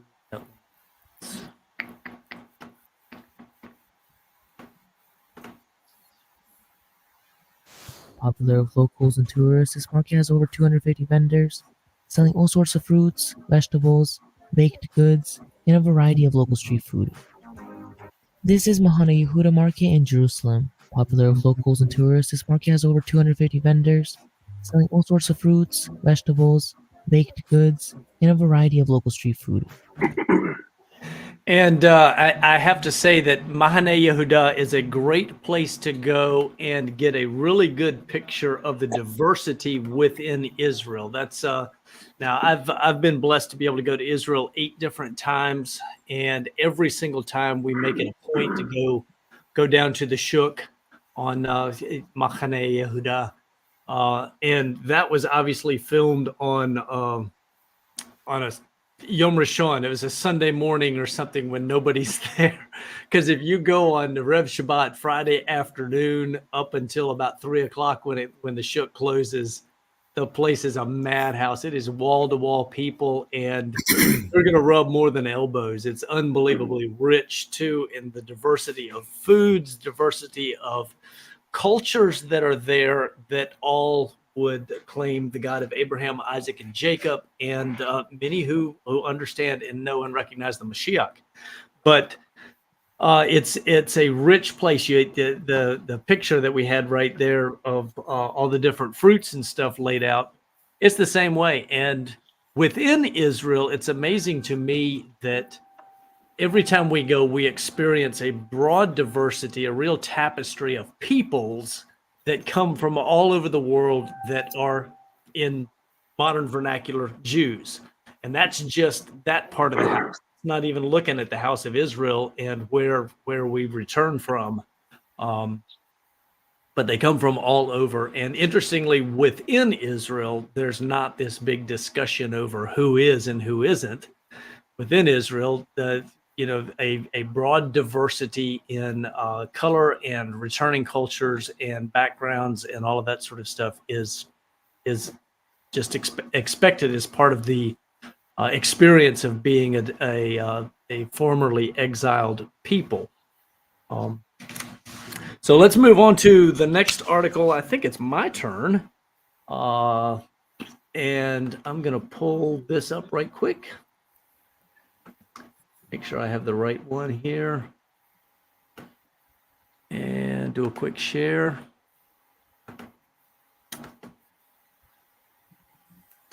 So looking here at the diaspora community, throughout their history, Jews have been forced to flee from their homelands into galut or exile, creating distinct and prominent communities in Babylonia, Germany, Iberia, etc. Diaspora or dispersion created Jewish communities such as the Ashkenazi, the Sephardi, the Mizrahi, all these different communities, all different parts of that part of the world. Communities are still recognizable far afield and centuries after their creation, even in the United States. And again, going back to language and language being important, understand, we talk about Jews. This is the house of Judah. It's not taking into account those that left Israel 150 years prior to their Babylonian exile and never returned. So this is just looking at one part of the larger family of Kol Israel. Galut is the Hebrew word for exile and refers to the repeated exile of the Jewish people from their homeland in Israel. And I would say not just the Jewish people, but Israel, right? The northern kingdom as well. Some Jews have chosen to live outside Israel for centuries. In ancient times, they formed communities in the Near East and eventually around the Mediterranean. But the Jewish community has also been divided into exile by force, notably to Babylonia, first after the fall of Jerusalem in 586 BCE, and later in a far more devastating move after the Romans' near total destruction of Judea in 135 CE. Exile in Babylonia gave rise to the first permanent Jewish community outside of Israel. Even after periods of restoration, most Jews chose to remain behind in having obeyed the instructions of the prophet Yirmiyah, who advised the exiled community to build houses and live in them, plant gardens and eat their fruit, take wives, beget sons and daughters, and seek the welfare of the city to which I have exiled you, and pray Tiyah on your behalf. Jeremiah 29:5. Refusing to dwell upon their homelessness, the Jewish exiles adopted a novel attitude. They assimilated into the culture in which they found themselves while maintaining their separate identity as Jews and their adherence to Jewish tradition and culture. This interwoven pattern of assimilation and separatism would persist throughout the history of the diaspora, a Greek term coined specifically for the dispersion of Jews throughout the Hellenistic Greek-speaking world. Following the Hellenistic conquest of Palestine in 323 BCE, Jews flocked to Ptolemaic Egypt, especially the city of Alexandria, where a flourishing community would produce the Septuagint, or the Torah translated into Greek. The Alexandrian Jewish philosopher Philo, 25 BCE to 40 CE, famously brought together much of Hellenistic and Jewish thought, lending a good deal of influence to Western theology and philosophy. By 70 CE, following the Roman destruction of the Second Temple in Jerusalem, Jewish communities could be found throughout the civilized world. It's estimated that they constituted as much as 10% of the Roman Empire and up to 20% of its eastern half. Major Jewish communities existed in Rome, Antioch, Syria, Ephesus in Turkey, and Sardis in Asia Minor. Living in such widespread locales, Jews entered numerous occupations, including farming and horse breeding, crafts and manufacturing, business and trade, civil administration, and military. After the final defeat of Israel at the hands of the Romans in 135 CE, the pace of immigration from Israel quickened, and Jews continued to establish new communities even further afield.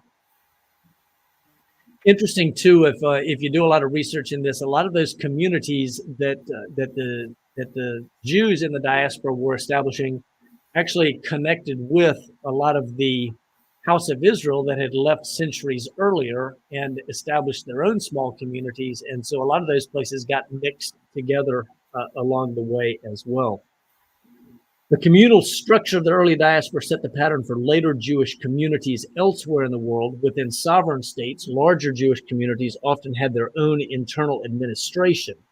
In Poland, for example, Jewish communities were governed by a quasi-autonomous body called the Kehila, the community.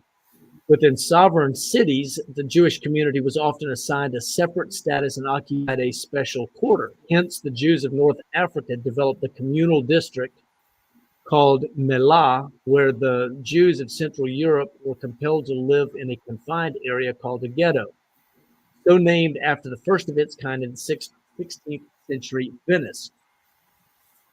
Still later, the Jews of Eastern Europe created a new form of community, predominantly Jewish town, called a shtetl. Echoes of these diverse communal forms may be seen today in the nationwide Jewish socio-political organizations and in local ethnic neighborhoods of American and, more broadly, Western Jewry. Now, I could take a hard right turn here and talk about the needs for us to be reverse engineering this for the restoration of our people and come together in similar places or communities, that kind of thing. With individual property ownership, I would refer everybody back to what we did regarding inheritance and Torah rights about 6 weeks ago or something on this same live stream with this same group of men, and how that relates to us as men being patriarchs and taking care of our families. The communal expansion of the diaspora also served to fragment world Jewry. Living apart in diverse regions over many centuries, Jews have taken on a multiplicity of cultural and even racial characteristics. Today, the most critical distinction is that between the Sephardim and the Ashkenazi, representing the two most historically significant communities. During the Middle Ages, the largest Jewish community in the world was in Spain under Muslim rule, arguably a golden age of Jewish life and freedom. This flourishing Jewish community was referred to by the Hebrew name for Spain, Sepharad. At the same time, the Jewish communities of France and Germany were developing a distinct culture of their own in a community known as the Hebrew name for Germany, Ashkenaz. Following the Christian conquest of Spain and the ultimate expulsion of its Jews in 1492, Sephardic exiles spread throughout the port cities of the Mediterranean, Palestine, and Northern Europe. In this new Sephardic diaspora, Jews often came into contact with their Ashkenazi counterparts, also victims of expulsions and other forms of persecution. Both groups maintained their own communities, strengthening their separate communal identities. Language was a key factor in creating the separation. Sephardic Jews preserved their culture in the Judeo-Spanish language of Ladino, while Ashkenazi Jews remained loyal to Judeo-German or Yiddish. The split between the Sephardi and Ashkenazi Jews has only begun to be blended in the melting pot of modern Israel, where Jews of various culture and linguistic groups have begun to merge into one Israeli Jewish society. The establishment of modern Israel has ended nearly 2,000 years of Jewish exile and genocide, although not without controversy of its own.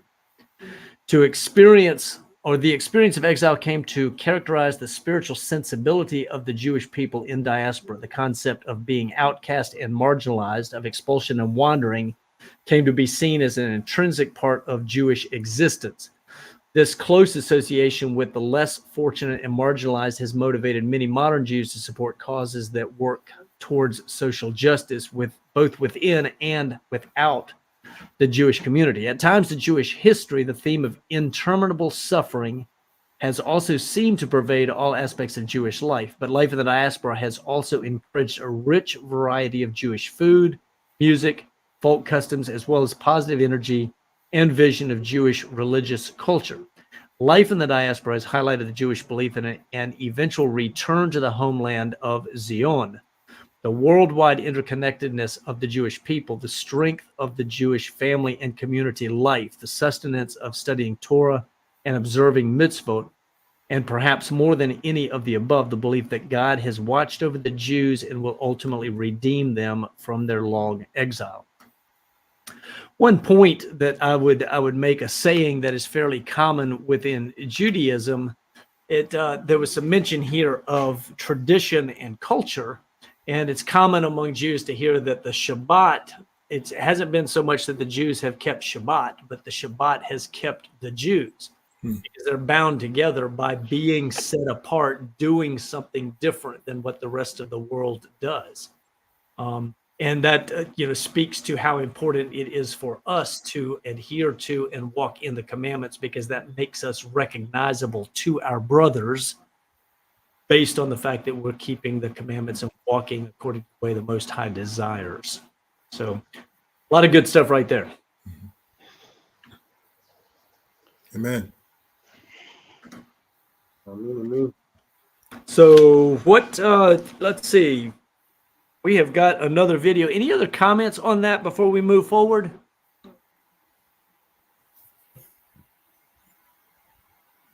Yeah, I appreciated the detail of the history. There's a lot of things that are not just as simple as, okay, they just went to Europe. But when you actually look at the things that happened and, the way the communities had to form and the stresses and things that were going on is not as clear cut. They had to interact with each other and the surrounding people in ways that actually helped them in terms of surviving. So I really appreciated the detail of that in terms of just giving you a historical setting, because a lot of that material you have to dig deep for. And so yeah, that I really appreciated that. That gives me a new appreciation of that branch of the family, so to speak.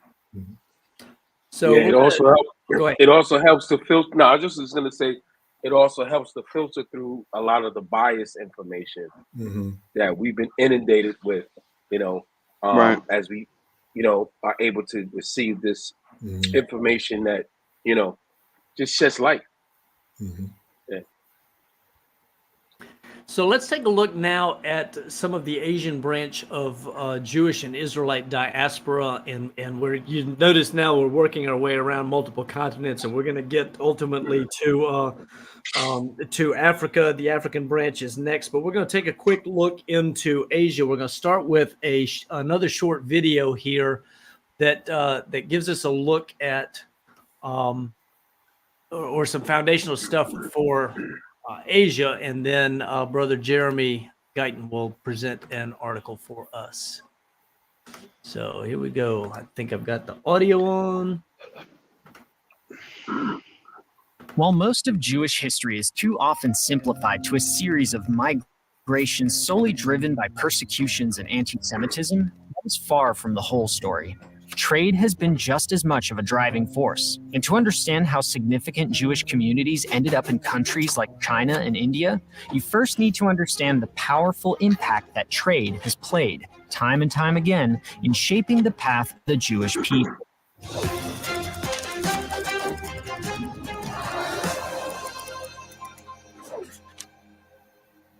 The first Jews to visit China were traders traveling from these regions, and even Western Europe as early as the 8th century. But it wasn't until the early 12th century when a Persian-speaking Jewish community settled in Kaifeng, building a synagogue there in 1163.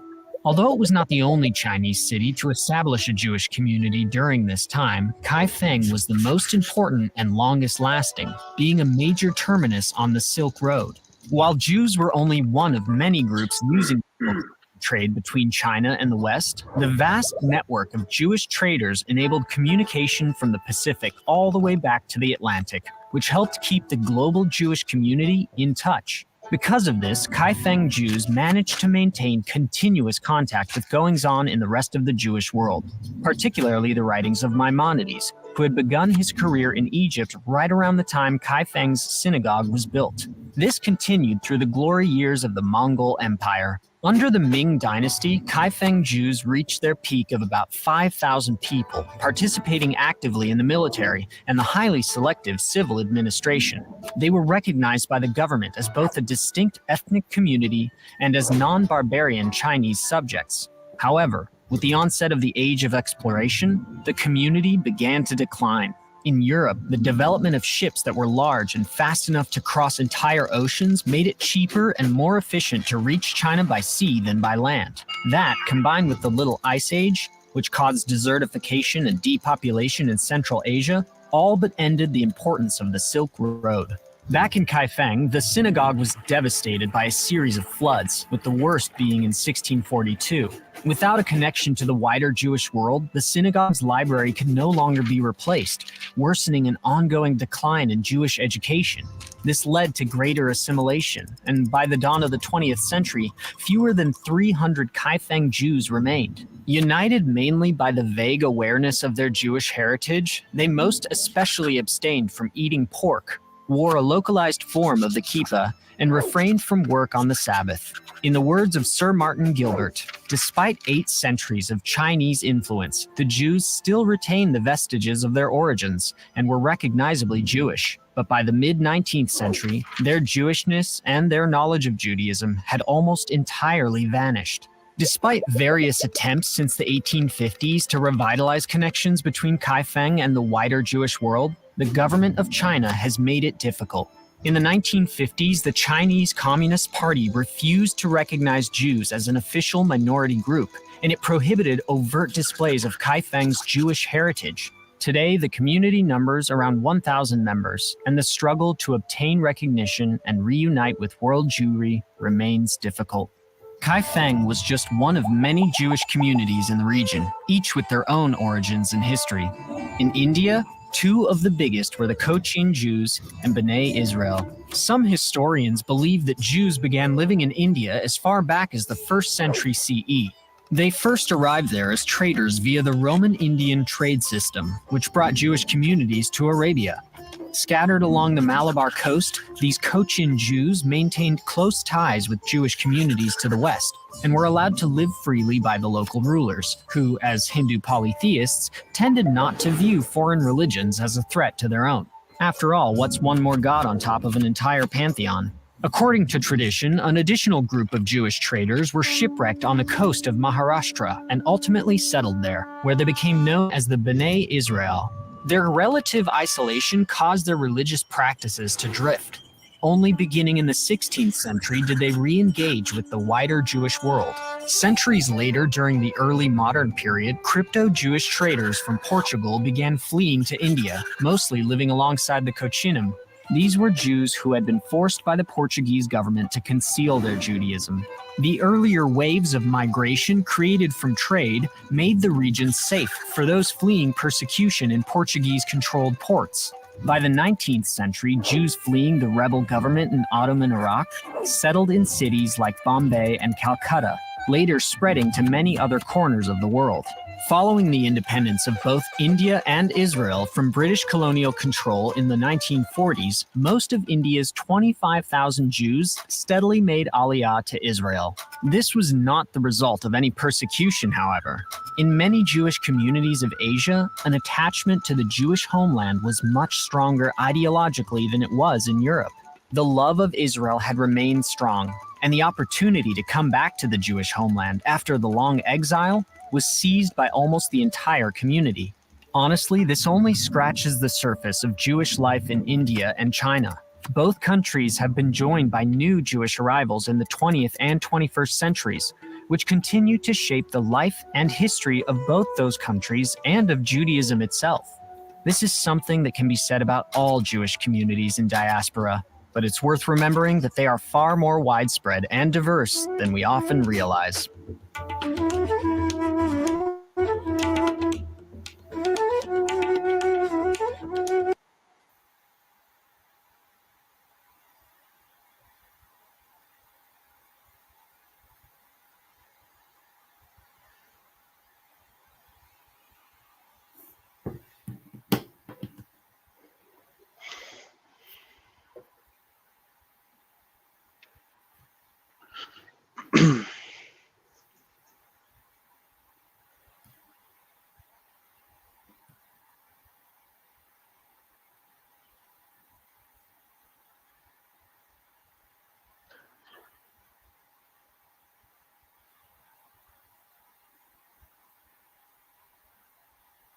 My turn.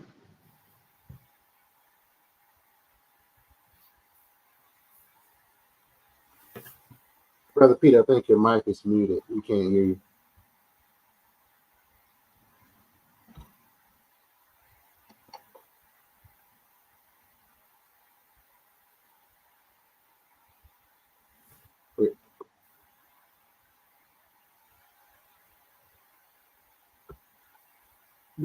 Brother Pete, we still can't hear you. Your mic is muted, Brother Pete. There we go. Okay. Try that one more time. No, I thought I had Jeremy's article up here, and somehow it wasn't open on my desktop as all of these others have been, and so I was scrambling. All right, sir. All right. Let's dive right in here. The Jews of India. The history of Judaism from ancient times has been entangled with the experiences of the Jewish diaspora. The first exodus of the Jewish people from Mizraim to the land of Israel has further strengthened the idea that the Jews will be delivered back to the promised land by God if they follow his commandments and keep the covenant. Since the destruction of the first temple by the Babylonians and the forcible expulsion requiring the Jews to move to Babylon, the Jewish community increased its reliance on the written text, Torah, around 538 BC, not completely written down until 586 BC.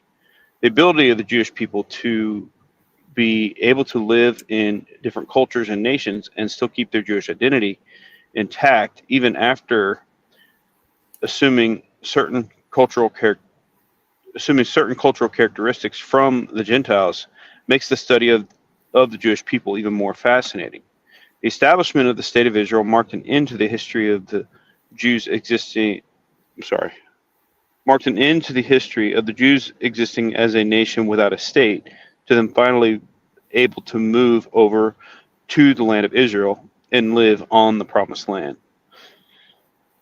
The study of the Jewish diaspora generally revolves around the experiences of the Ashkenazi Jews with origins in Europe and Sephardic Jews originating in the Middle East. The study of the Jewish diaspora in India is a neglected subject, particularly due to their small numbers. The existence of a common link between Abrahamic faiths have led to the Jewish ideas and concepts play an important role in the development of both Islam and Christianity.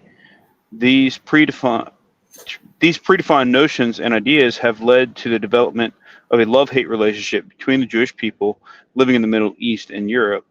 The history of the Jewish diaspora in India can be said to be uncommon due to a special relationship of respect, tolerance, and coexistence emerging from the interaction between India's Hindu civilization and the Judaic civilization. This paper is going to gloss over this relationship with a focus on the different kinds of Jewish communities in India, their arrival, culture,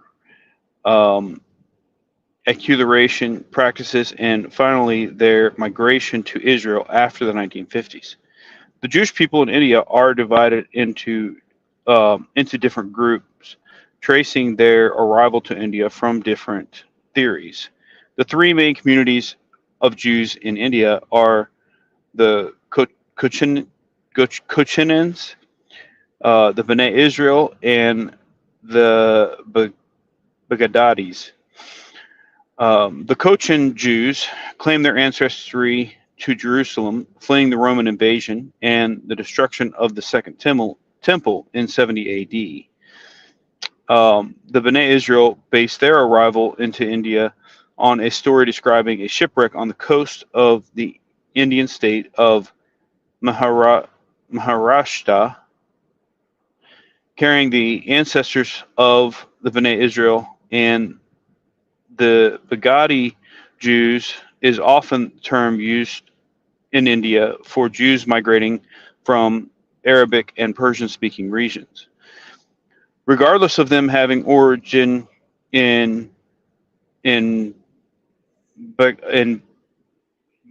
Baghdad, before elaborating further on the different Jewish communities of India, it is important to point out that the Indian Jewish diaspora is unique to the point that historically there have been no traces of anti-Semitism found in India. I would think that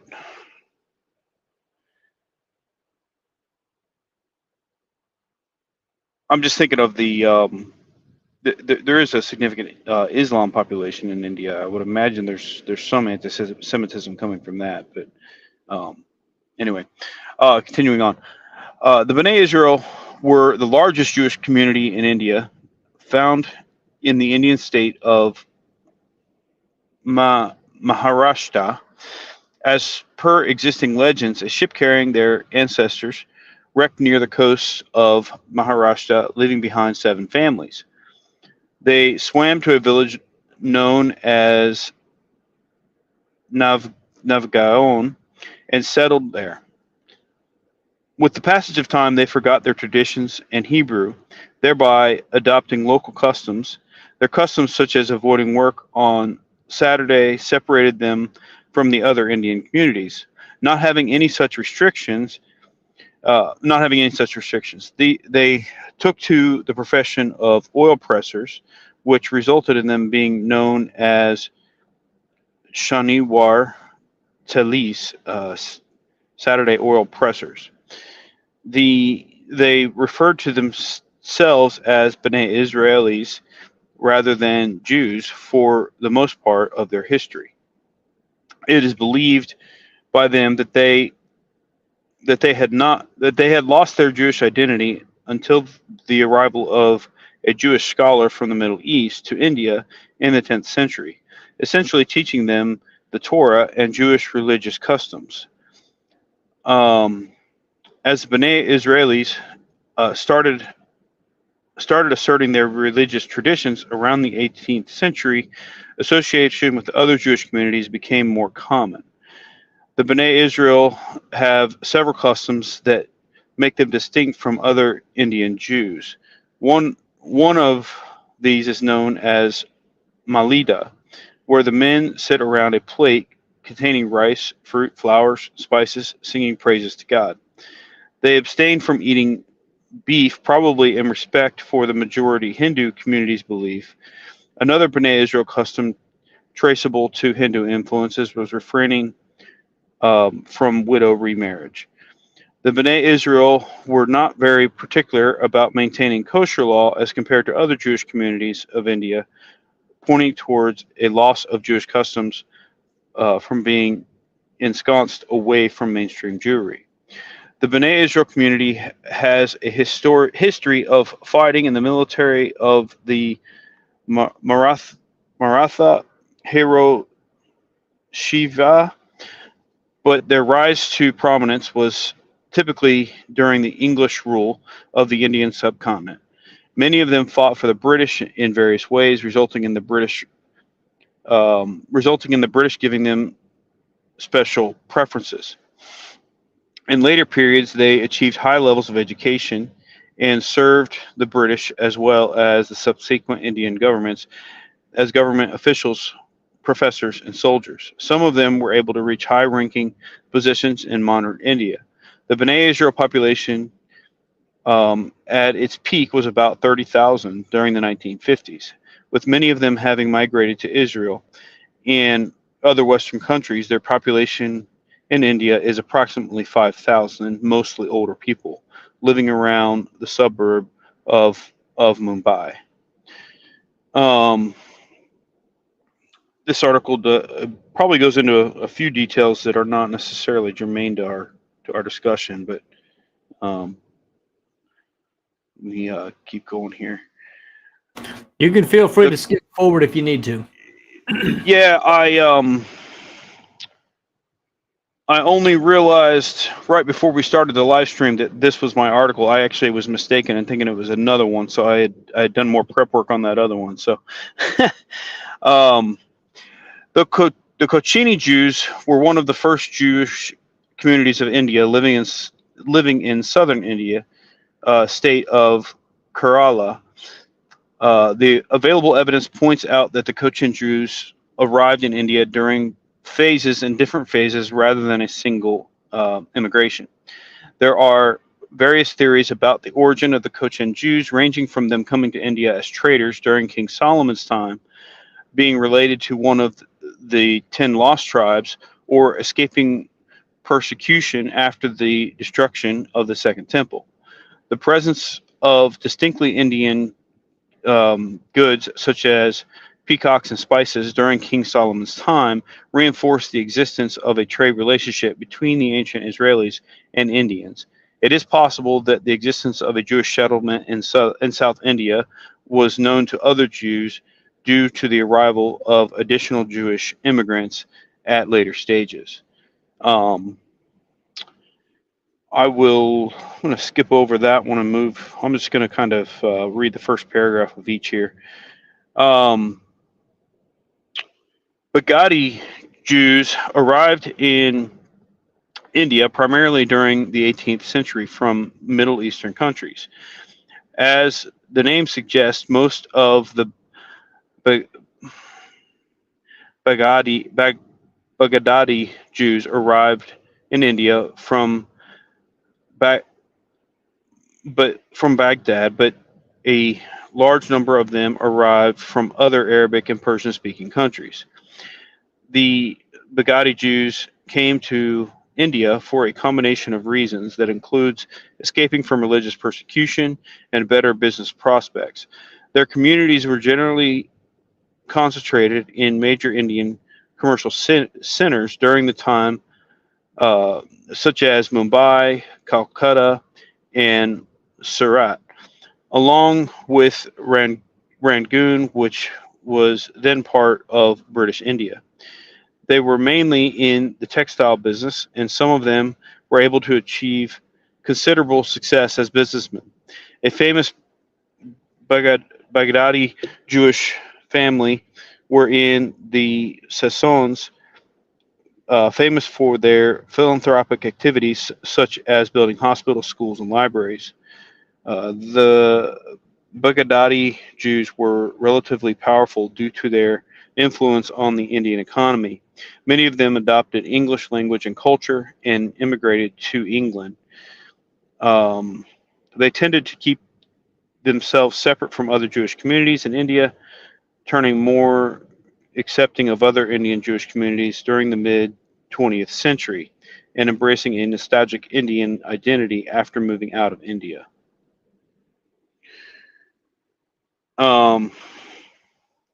The recent coming to light of some tribal groups in northeastern states of India having Jewish customs and attempts by certain Jewish organizations like Amishav to connect them to the practice of Judaism has created complications to the question of Jewish identity. These tribes inhabit the Indian states of Manipur, Mizoram, Assam, and Nagaland, along with regions of Burma and Bangladesh. Tracing their origin from tribes entering India from China, they claim ancestry from the tribe of Manasseh. The official stand of Israel of refusing to identify them as Jewish, thereby refusing them entry into Israel, has created a controversy propagated by their inability to provide proof of their lineage, leading to further complications. In addition to the above mentioned groups, there are scattered traces in India of several other Jewish groups that came to India throughout the ages. Portuguese Marinos are the Jews that accompanied the Portuguese ships traveling to India for trade. 2,000 Ashkenazi Jews were housed in India as temporary refugees escaping from Nazi Germany, some of whom stayed in India. I'm going to skip over some of this here. My apologies for not being as prepared on this particular article as I would have liked to have been. I'm going to skip down to that last paragraph. The en masse migration to Israel has devastated the state of India Jewry. Few Jews remain in India, most of whom are older people not wanting to leave the country of their birth due to the inability to adapt to a foreign Western culture in Israel. Younger people have left for a multitude of reasons, ranging from the desire to move back to the land of Israel to the hopes of finding a better future. The minuscule population of Jews in a heavily populated independent India put the Indian Jews in a precarious situation. On one hand, there was a strong pull to be finally able to move back to the Jewish state of Israel. On the other hand, Indian politics intermingled with caste as well as religion might result in them in a vulnerable position as a minority. The pro-Arab stance of secular Indian parties in relation to Palestine and the Arab world, particularly due to the large Muslim presence, further complicated the issue. A point to note is that the rise of nationalist Hindu fundamentalism as a response to Islamic expansionism leads to both the Jews and the Hindutva groups to sympathize and form alliances with each other. Finally, with the end of Indian Jewry in the near future, it is important to rescue the wealth of the Indian Jewish culture in the forms of various manuscripts, paintings, artifacts, hymns, and poems before they are completely lost.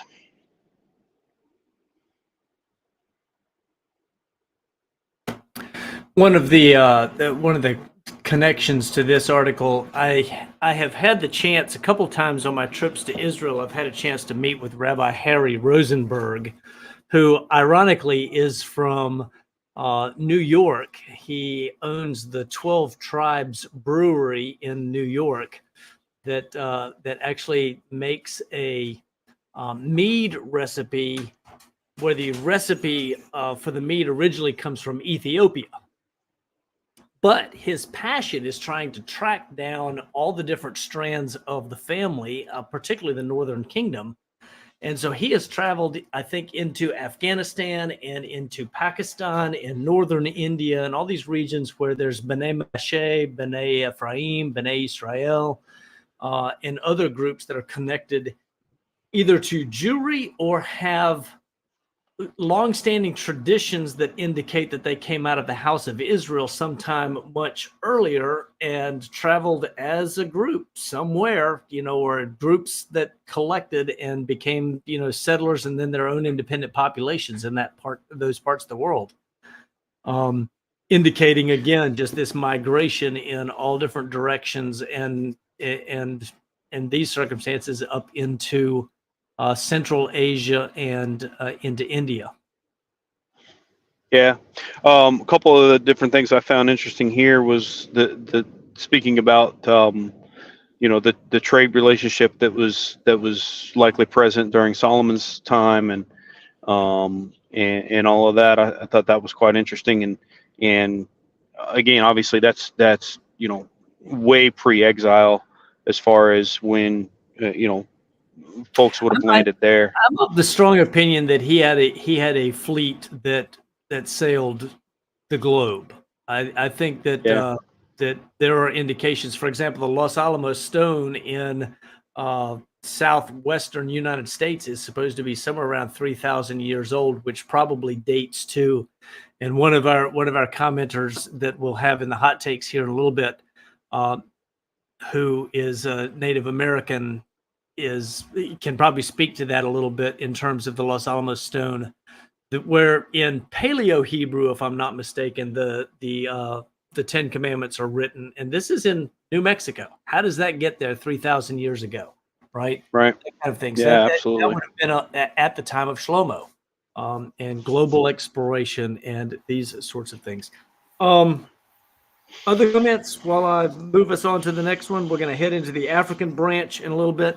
And Brother Jan, I'm looking at the clock. I'm looking at what we've got left on the agenda.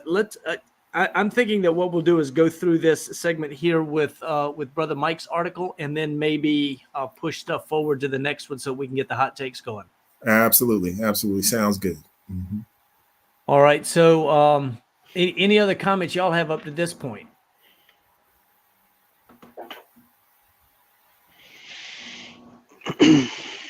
This information alone, it's really showing not only how scattered Israel is, but also how widespread the talents are of Israel throughout the generations. Not just from Solomon's trade, but also from what Brother Jeremy just read, all the things that they were doing in India, and even the video that you played, things that they were doing in Asia. On the surface, being somebody of the world, you wouldn't think that the Jews had this much reach, especially throughout history, basically all over the world. Mm-hmm. And even today, that they're still out there. So good stuff, guys. This right here, I've got to tell you, I just love this. As a soldier, this completely motivates me, but it's also a classic picture. This was a clip that I saw that I sent to Brother Jan.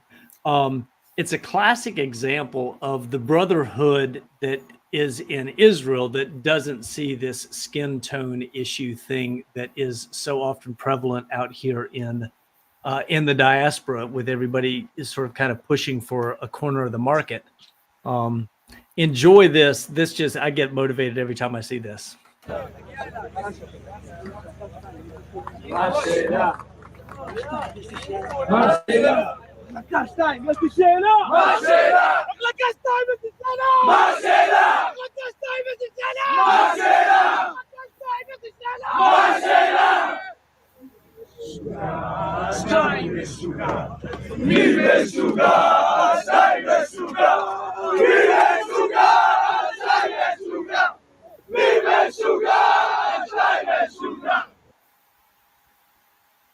That just gets me jacked up. Yeah, talk about getting pumped up, getting that morale. Right. Yeah, I love that. All right. Well, my article is Are Jews Black? All right, and this is written by Tudor Parfit. It's written during a Black History Month, and so written and was presented in February the 17th, 2021. A brief history of an often pernicious and persistent question of race.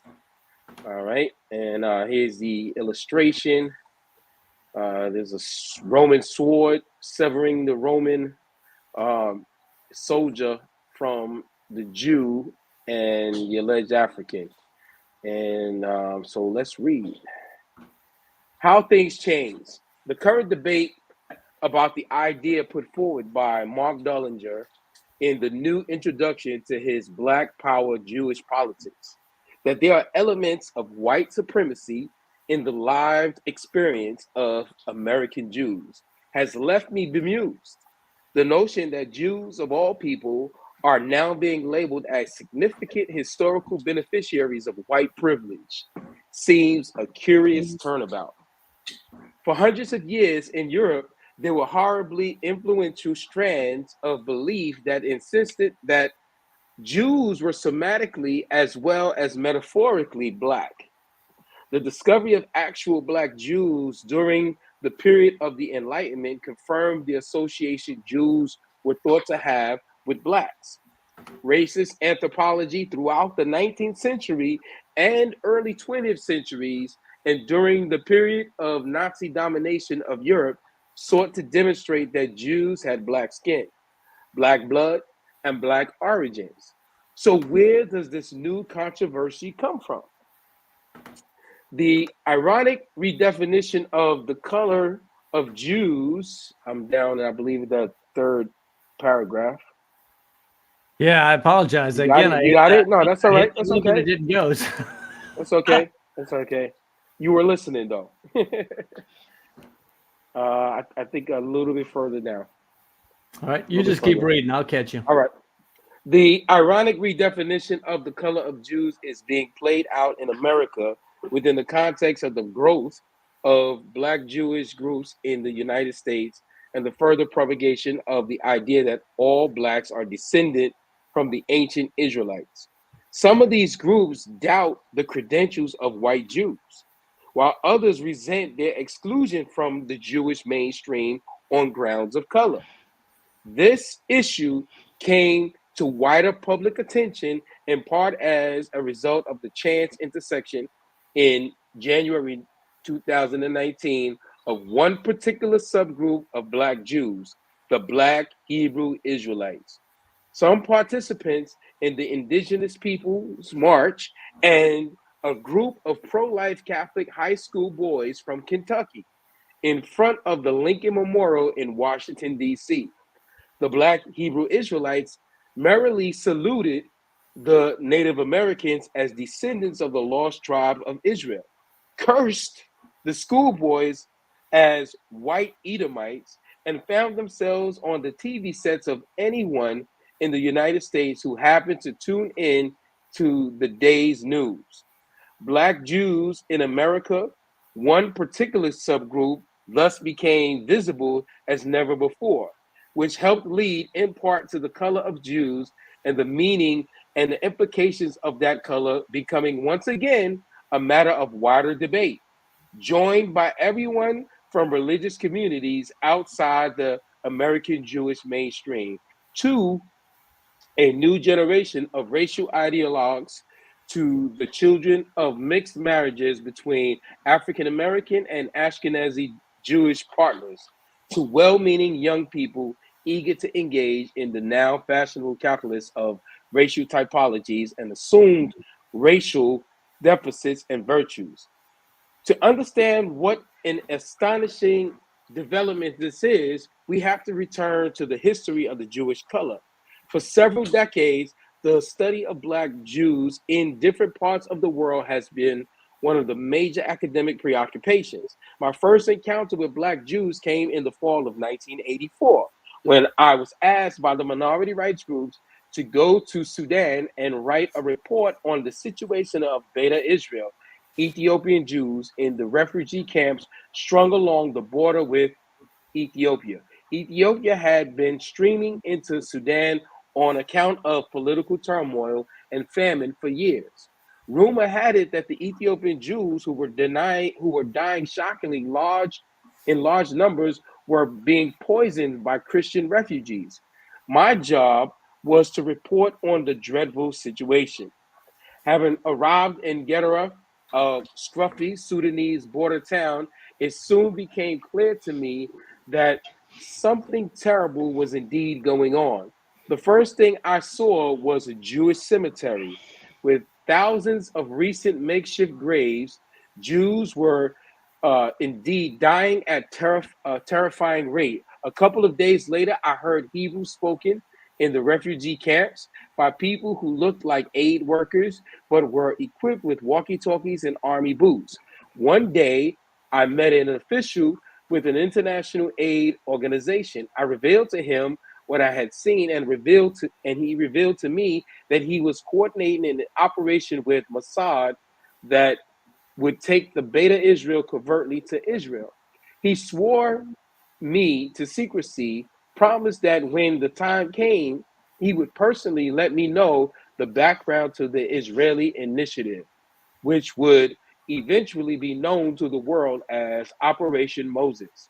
A couple of days after the operation was blown by in an Israeli news outlet, the official flew from Israel to London and did as he promised. I went on to write the first book on the operation. Some months later, I was invited to go to South Africa to give a talk on the Israeli operation and on the Beta Israel. My audience was relatively affluent white South African Jewish group, but at the back of the hall, I noticed a number of black men wearing yarmulkes. After the talk, they explained with some hesitation that they were of the Limba tribe and that they were related to the Ethiopian Jews. They claimed to Africa from the Middle East millennia ago. At the time, I was a professor at the School of Oriental and African Studies, University of London, and knew something about Jewish history. I had never heard of any historical Jewish group in Central Africa. The only Jewish group I knew of were the Ethiopian Jews. And even their origins at the time were hotly contested in the scholarly world. Spending some time in Limba villages on the border with Zimbabwe, I became convinced that there was something vividly Semitic about the Bantu tribe and something irresistible about their oral traditions, which painted a picture of migration from a mysterious town called Sena centuries before. I decided to make a roadmap of their oral traditions and follow it through from the village to village, from kraal to kraal, across the African continent. The resulting book, Journey to the Vanished City, described the attempt to recover the lost history of a people. However, it was only with the advent of accessible DNA testing that a window into this obscured past was finally found, one that seemed to confirm the oral tradition of the Limba, that they were a Jewish origin. This project would also contribute a complicating strand to the vexed question of who is a Jew. Both in the case of the Ethiopian Jews and the Limba, I was astonished by the interest shown by the international media in the question of Black Jews. It seemed to show challenge Western ideas about the Jews were supposed to be like. Uh, I presented a number of TV documentaries. A section of 60 Minutes covered my work, and hundreds of articles in the world's press were devoted to the topic. Insofar as much as the new problem hinged on the role genetics played in the identity of Black Jews, a development that was eagerly seized upon by aspiring Black Jews throughout the Americas and Africa. This seemed to be a very modern development. However, a few years ago, when I was reading an obscure 18th century German book, I suddenly realized that our current interest in the color of Jews was not new at all. the missionary author of this German tome had noted that a slave from the tiny West Africa kingdom of Loango had mentioned that in his homeland there were Black Jews who celebrated the Sabbath so stringently that they do not speak a word all day. Their graves are made of masonry and adorned with figures of serpents and lizards painted on by those who come to bury the corpse. A couple of years before, I had written a book based on the Huggins lectures I had given at Harvard University. The book was a history of the many African groups that claimed Jewish descent. However, in my book, Black Jews in Africa and the Americas, I had made no mention of the intriguing community of Laengo, whose existence somehow I had missed. It was galling. Piqued, I started following stray leads, and to my astonishment, discovered that the scholars of the European Enlightenment, including some early Jewish masculine, knew all about this community. Indeed, the Black Jews of Laengo and other Black Jews in India, the Sahara, Ethiopia, were a fundamental and critical building block in the onward construction of the concept of race, both in Europe and in the United States. From the middle of the 19th century until the Nazi period, the idea that Jews were multicolored played in the burgeoning idea that if you looked hard enough, all Jews were actually Black. They were Black in the sense that they all had Black blood, and they were all Black in the most literal sense that their skin was Black. Even if you could be lulled into thinking it was kind of white, in my book, Hybrid Hate, Conflations of Anti-Semitism and Anti-Black Racism from the Renaissance to the Third Reich, I examined assumptions about Jewish color for hundreds of years, which culminated in the absolute and foundational Nazis' conviction that Jews were Negroid. The color of skin was minutely studied subject in the 19th century. One of the greatest authorities on pigmentation was the Englishman John Bideau. He had served with distinction in the Crimean War in the British Field Hospital made famous by Florence Nightingale. And while he was there, did a physical anthropological study of the kinds of the millions of populations incarcerated in the hospitals of Dardanelles. He subsequently went on to analyze the eyes and ears of the peoples of Europe, and thereby laid the foundation of the great pigmentation surveys, which would be carried out in Germany and elsewhere in Europe in the last decades of the 19th century. One of those achievements was to create a meticulously annotated index of negrescence of the population of Great Britain. Jews scored fully 100% on nigrescence index. And an earlier, larger, and even larger pigmentation study, which involved nearly 7 million school children, was carried out in Germany shortly after Germany unification in 1871 by the distinguished German scientist Rudolf Virchow. The teachers were provided with a set of instruments that required the children to stand in line with the blondest hair children at one end and the darkest hair at the other end in a continuum of hair. This way the children learned that there was a hierarchy of color. In the Virchow study, skin color was shown to be a function not only of what was visible, but also of the relation between hair and eye color. Visible skin color was in fact of no importance for the study. Children were asked to roll up their sleeves to reveal the true color of their arm. In other words, the skin color that you could see with your naked eye was not necessarily the real skin color of the individual. For that, you would have to have some specialized knowledge and partially undress him or her. And there were scientific ways of determining what skin color actually was. I'm going to take it on, shoot it on down to the. Even before the rise of Nazism, Mars' equation of Jews and Blacks started to fill the media of the time. Theodor Fritz, the publisher of the anti-Semitic German magazine Hammer, explained that Jews, loathsome character could only be explained through their African ancestry. The acclaimed French novelist, Holocaust denier Louis Ferdinand Céline considered Jews to be entirely African.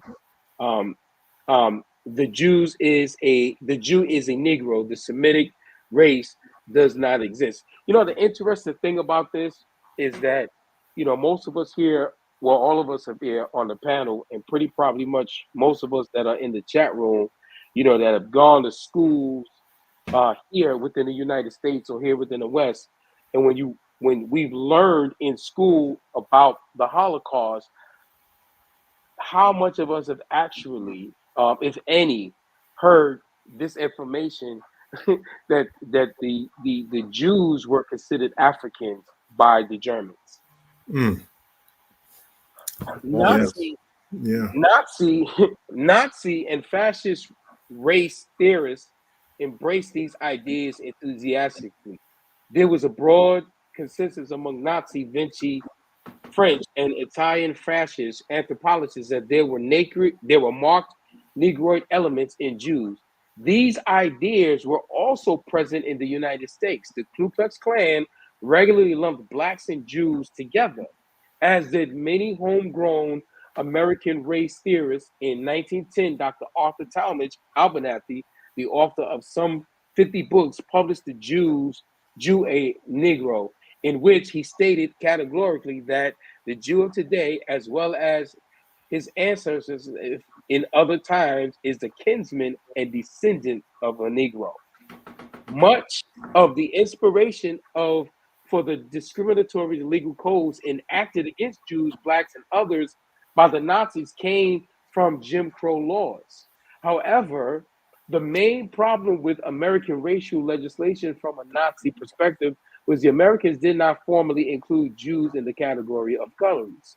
But in 1934, Roland Freisler, later presiding judge of the Nazis People's Court, noted that this omission didn't really matter. American legislation could be used without much modification because, as he put it, any judge would place the Jews along with the coloreds, even though they looked outwardly white. Mm. Hitler, ain't that something? Hitler argued that Germany had been deliberately nigrified by Jews, whose intent was to weaken and destroy German society through racial contamination. In Mein Kampf, he wrote of the Jews systematically, these Negroid parasites in our national body corrupt our innocent, fair-haired girls and thus destroy something that can no longer be replaced in the world. As Jews today confront charges of white privilege and lament the deteriorating relationship between African Americans and American Jews since the glory days of Jewish participation in the struggle for civil rights, both groups might dwell for a moment on the thought that the color of Jews and blacks has only recently been uncoupled. The hatred of Jews and the hatred of blacks have a common origin. It is indeed a hybrid hate. Yeah, it's a pretty powerful article. Yeah. Wowzers.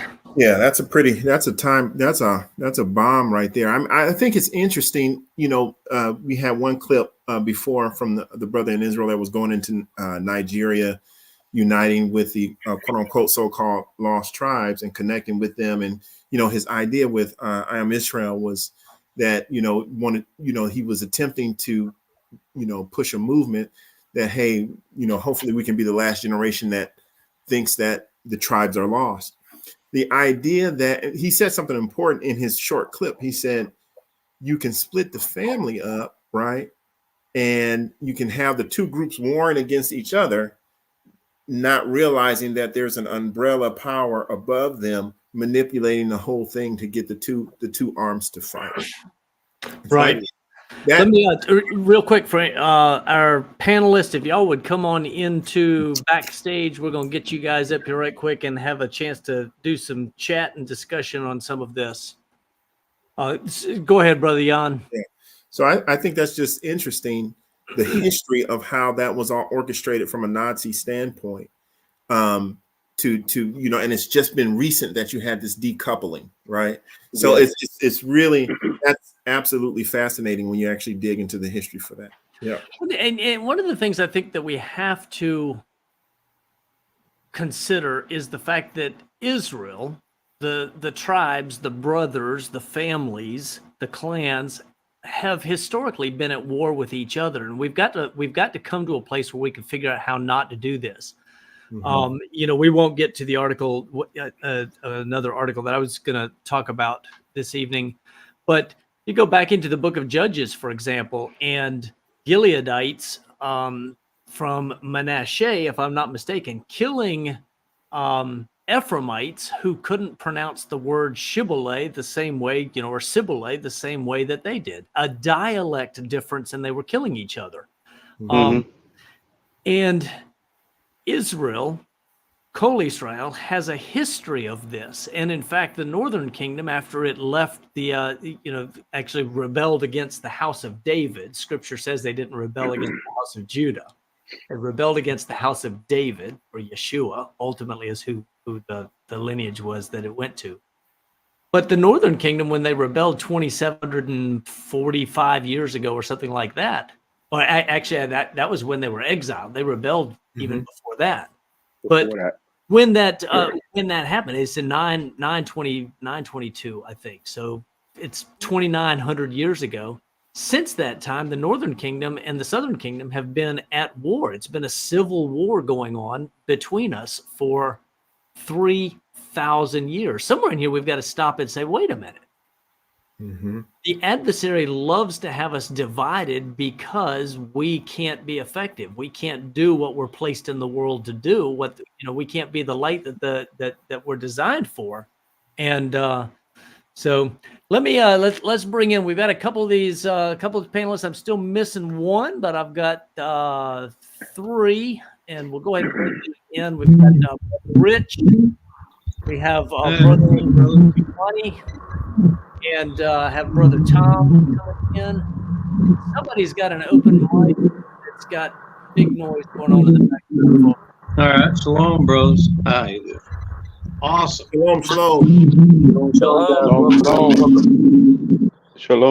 Welcome. Okay, hold on 1 second. Let's do this. Somebody's got a. Do me a favor, brother Rich. It might be brother Rich's fan. Brother Rich. Shalom.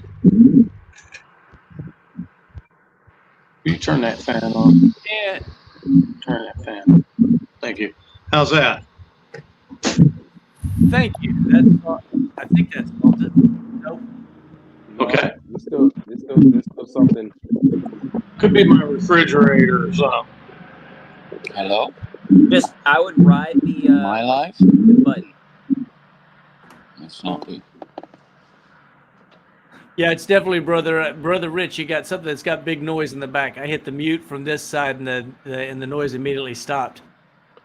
Let me while he's figuring out how to solve that, let me start by going to brother Uwani, who is a Native American, Cherokee descent, Hebrew scholar, and someone who actually I want to get him and some of his crew on here for an interview sometime, because they have been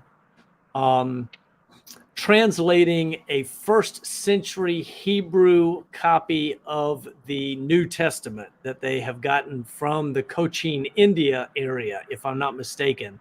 But brother, if you would like to give us a little bit of information, just give us 3 or 4 minute take on what we've got so far. I know that that's not enough time for you, but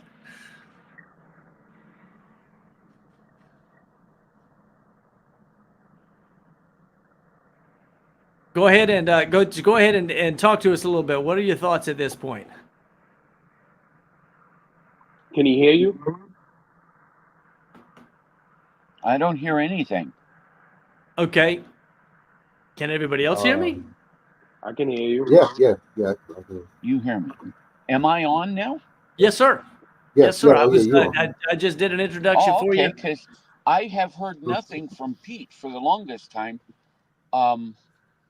Usually there was a red light that when I come on, Well, Uh, Brother Jan, the gentleman that he read and the conclusions, he made some really bad errors because I take this not from the Jewish standpoint. I am of Ephraim and Manasseh. I'm part of the house of Joseph. And he was talking about the Book of Mormon and the different things not going into Britain and Ireland, Scotland, and the Picts not being Jewish. Well, they weren't.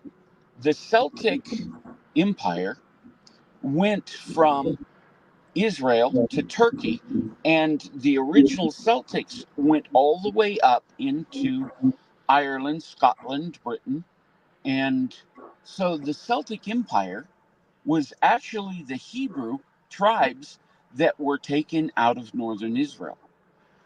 So yes, they were not Jewish, but they were Ephraim and the others. The tribe of Dan went up into the Danish and different things. The Vikings were Hebrews. Their laws, their structure, everything was Hebrew in their organizations. Now, when it comes to the Book of Mormon, and I'm not advocating that church, not by a long shot, but it does. Hello? You're still on. Anyway, We can hear you. it does say that they were Manasseh, and Manasseh was not the tribe of Judah. And since that is my tribe, Manasseh and Ephraim, then the Book of Mormon is about that. Now, here's something that just happened. The chief of the Ojibwe, which was part of the Federation of Indians on the East Coast, from Canada all the way down to South Carolina, which the Chalagi, South Carolina and Georgia, the Chalagi, my tribe, the Cherokee, were all part of.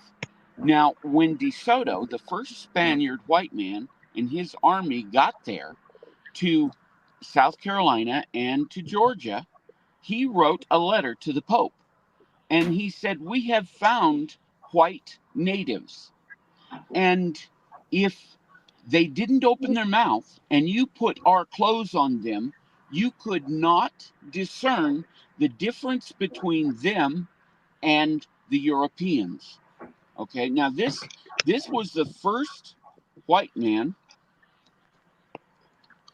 DeSoto was the first white Spaniard to be in that area, period. And that is a document that he made. So also in getting back to the chief of the Ojibwe, we have records in the Indian nations that go all the way to the time of the Babylonian exile.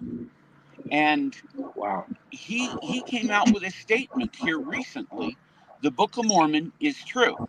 Now, the current Book of Mormon, the LDS Church has farted around with it, and they've made 5,000 changes, 5,000 plus. Oop. Oh, you got booted. Yeah, he just disappeared. He was talking about the Celts, though. One of the things that is interesting about the Celts that was indicative within their culture is it was a highly polygynous culture. Can you hand me that That's my paper I got? That's my ancestry. That's my ancestry. That I wrote in. Thank you. So, Brother Thomas, would you like to weigh in with a couple thoughts as we start some discussion here? Well, I think it's interesting how when you look at where I come from more of the Sephardic Jew, Nigerian, African, Bantu, Limba, and then continuing out through looking genetically, you could see Spain, Portugal, Puerto Rico, Argentina, like that. You could see where they basically said, the Catholic Church said, "Hey, you're a Jew," and they were all like, "Run," and they all took off. So you could see where. But when you look at pictures of my grandmother, great grandmother, you can see that they're basically black. But then you look at me, and I'm not black. So I think that the concept of is a Jew black is you can't deny certain origins or the way certain people might have looked, but things change extremely quick based off of intermixing with the people around you, and I'm a living proof of that. So I thought that was really interesting. I think that some of the things that were in there, I was catching the articles about Marranos and how it is that people were traveling. Something that I don't think was brought up was that a Marrano was a derogatory term, usually from a Yes. Jew to crypto Jews or to conversos. Specifically, it was people that were that converted to Catholicism and were basically, as an insult, saying a pig eater, that type of thing. So that was both conversos that truly converted and to cryptos, but still nonetheless labeled Marranos, where we get the word moron from. So I thought that Well, was that's brother Tom. That's interesting. I mean, I live in New York City, and so a lot of Hispanics, a lot of Puerto Ricans, right? But the term growing up, I heard it a lot: Moreno, Moreno, Moreno, right? Yep. Yeah, but I never knew the connection with being Hebrew. Never knew that.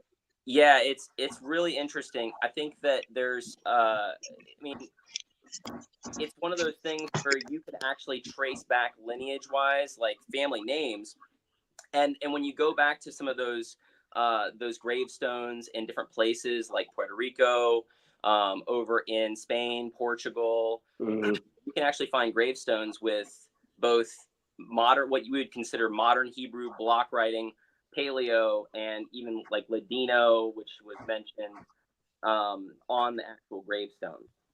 So, I mean, it's really interesting to like hear some of this stuff.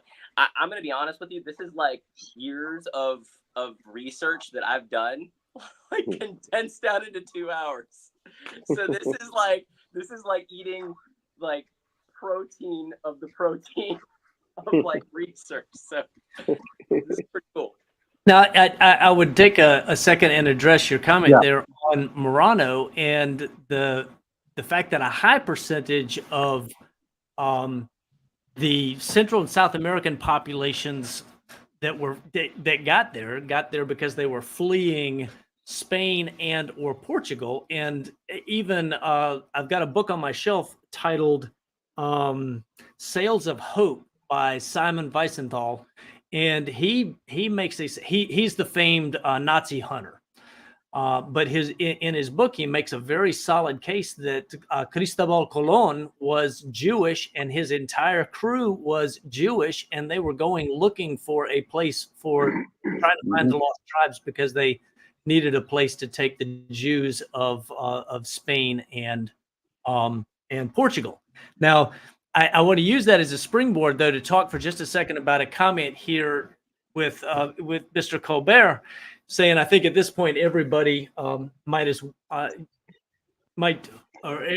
might as well be Israel or whatever. I think that's kind of the gist of the point, if I'm reading it correctly.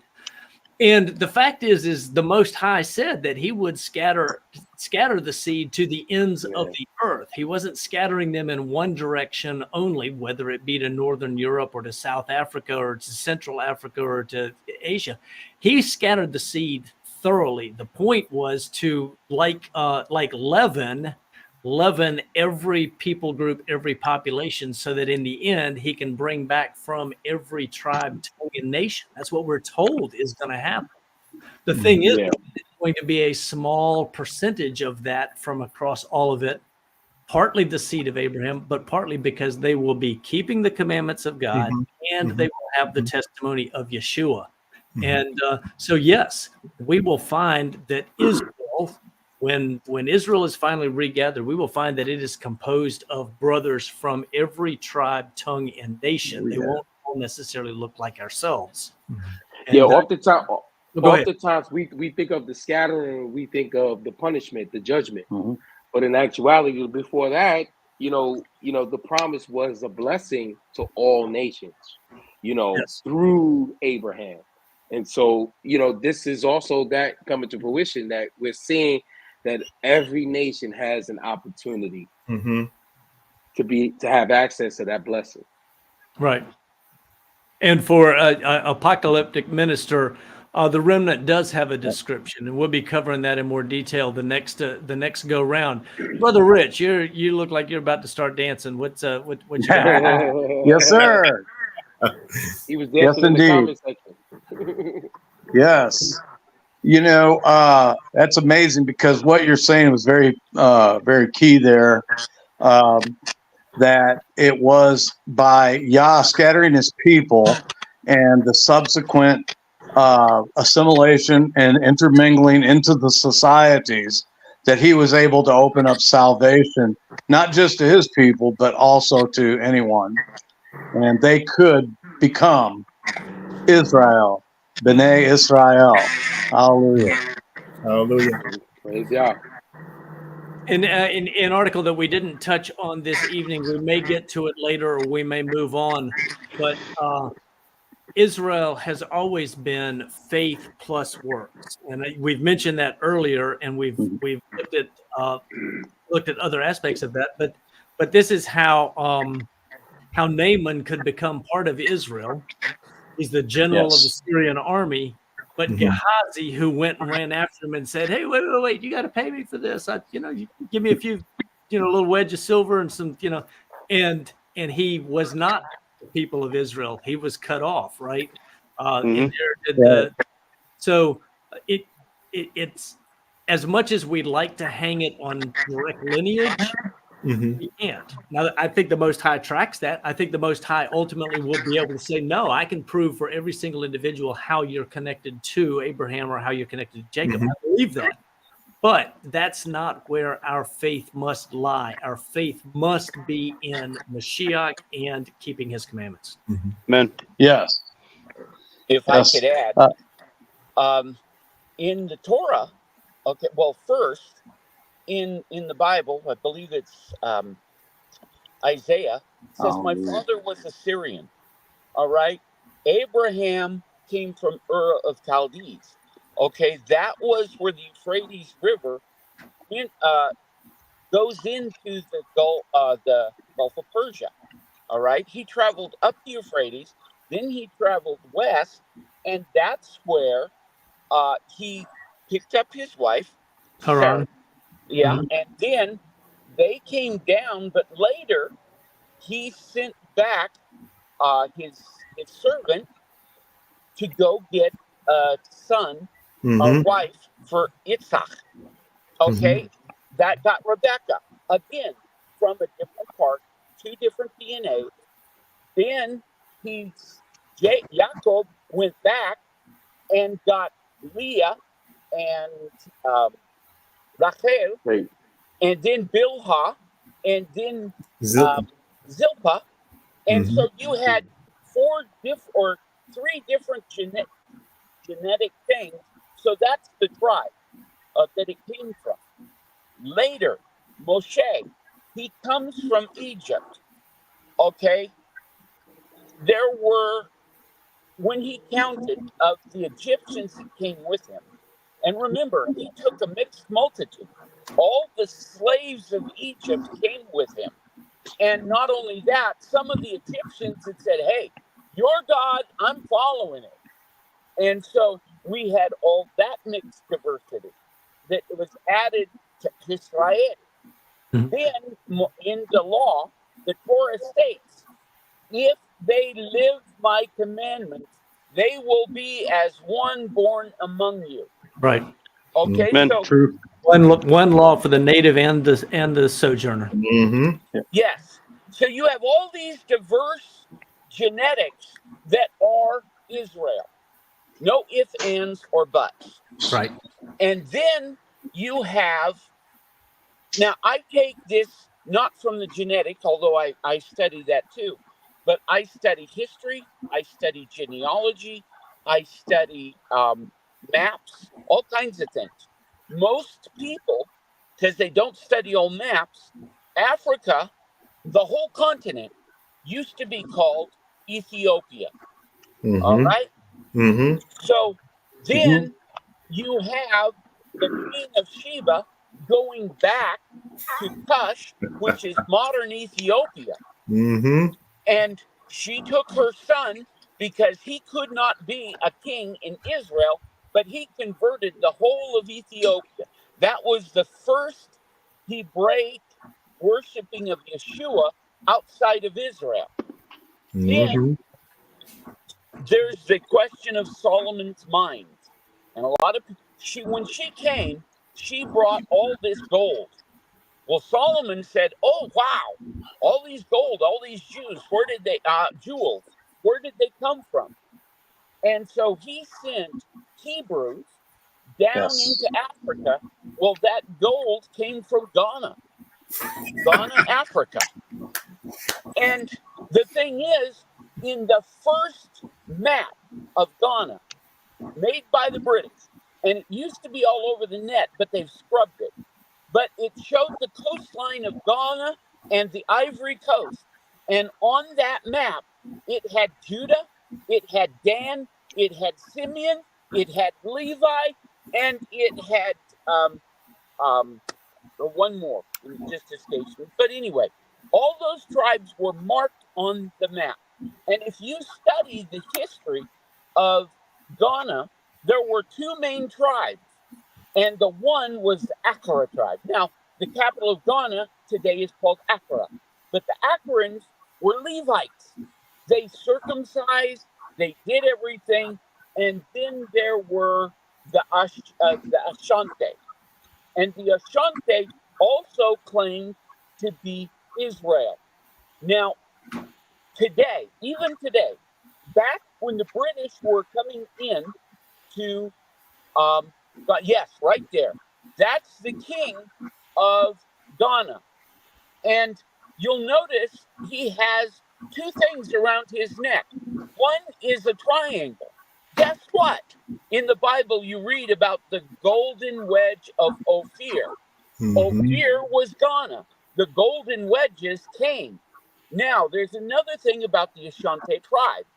The Ashantis have a golden throne. The British came in and fought a war to get that throne from the Ghanese, the Ashanti. And the Ashanti, no king can reign there in Ghana without that throne. But no one can sit on that throne. Why? It's the throne that came down from heaven, and it is there for the real king that the Ghanese Ashanti king is serving, waiting for his return. And so that throne can never be sat on except by the ruler that will come down from heaven. Does that sound familiar to anybody? No, not at all. So you want the truth about the heritage of the Africans, and these are former kings. These are former rulers. Now, there's a couple of shots of just regular men that wear the. Now, if you look real close at some of them, now here there's some sword. In the next, they have the two golden bulbs. That's the handle of the swords, but they are guards to guard the throne and the king. And this, the blurred one, that's the sword. But this one below it, the next one, those two are guards, Levitical guards with their mark, the golden wedge of Ophir. So all of these things tie back to the Levites and to the house of Israel. Mm. It's right there. In fact, in their history, yeah, there's the handle of the sword and the sword. In their history, you can read where the Ashanti sent an ambassador to the Acrans. And in order for the ambassador to walk in, because they had their tabernacle, you could not enter in to where they were unless you were circumcised. So the Akron tribe circumcised the ambassador of the Ashanti. And he was incensed and went back, and the Ashanti went to war with the Akrans. Whoa! What it means? You can't enter in unless you're circumcised? Does that sound familiar? I mean, the house of Israel is in act. It is, and these were in Africa long before the diaspora of Babylon. Okay, this was back from King Solomon. So we have that, and then I personally am Chalagi and Irish. Now it's interesting. The Chalagi tell, and not from the Book of Mormon or anything, and all the Indian tribes, they tell how they came across the ocean in a boat and they settled in this land, the Americas. So we have that as our heritage. But then in my Irish, when I was looking at my Irish heritage, the Book of Kells, do you know that every Irishman, all of them in toto, are the house of Ephraim? And when Moshe left Egypt, okay, that history book goes all the way to Adam. The lineage, my lineage is in it, all the Irish lineage is in it. And you're in Ireland, every Irishman is a king.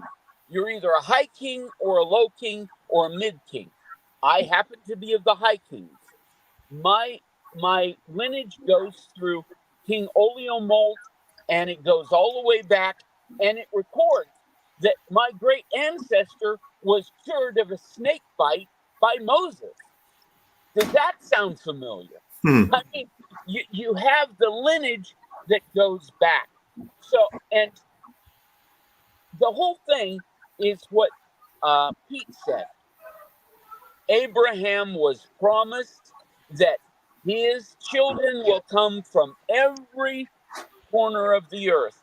He was promised that his children would be a blessing to the entire earth.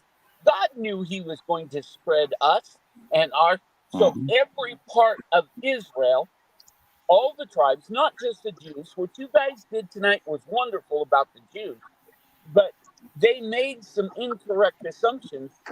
Pastor or Brother Yah, I believe. I can't read, it's small on my phone. But he said, you know, the Indians in the Book of Mormon is not true. They're not Jews. Well, damn right they're not Jews. The Book of Mormon itself says they're Ephraim and they're Manasseh. And in fact, just lately, we have many tribes with many records that go back to Babylon. All right. And my tribe is the keeper of the sacred flame that came down from heaven. Does that sound familiar? That lit the altar. And that has been a responsibility of my tribe to keep that fire burning to today, from the time it came down from heaven, that was brought across the sea on the ships with my ancestors. But the chief of the Ojibwe of the Iroquois Federation from Canada, and he has the records that he took to Israel, and they were astonished and said, "You are Israel." And he said, "Yes, we have the records to prove it." Now, what's so damn funny is the Book of Mormon is owned by these Utah LDS, and they deny us Indians, even though it's about our history, not theirs. And they don't recognize it. In fact, in the Book of Mormon, it says that this is not for the people, it's for the Indians. Give it back to them. Because what happened during the time of Joseph Smith, the Indians were going through a genocide. There were over 80 million Indians in America at that time. Today, if you want a pure brown-skinned Indian, there's only 3 million of them in the United States. From 80 million, and I'm not talking about Canada or South America, I'm just talking about the U.S. They're from 80 million to 3 million. And now the rest of us are like me. I'm an Irish Indian, German, Scottish Indian. But I was raised by my Cherokee, Chalagi grandmother, So I identify as a Chalagi. But the point is, Israel is every color. We have been gone to every walk of life, every continent, everywhere there are people. I guarantee you, there are Hebrews. And Amen. I'm not a Jew, Amen. although I do have one Jew in my registry. My Chalagi great grandfather was in before the Civil War. He had two wives. One was an indentured Jewish slave that he bought, and the other was a native. Now, I'm descended from that white indentured Sephardic Jew, but that doesn't mean that we're not every color. And so, yes, I get passionate on this because I say, do you know, here's something else. The Mongols are like the Irish in Toto. They're Ephraim in Toto. And you have other populations, the Celtics.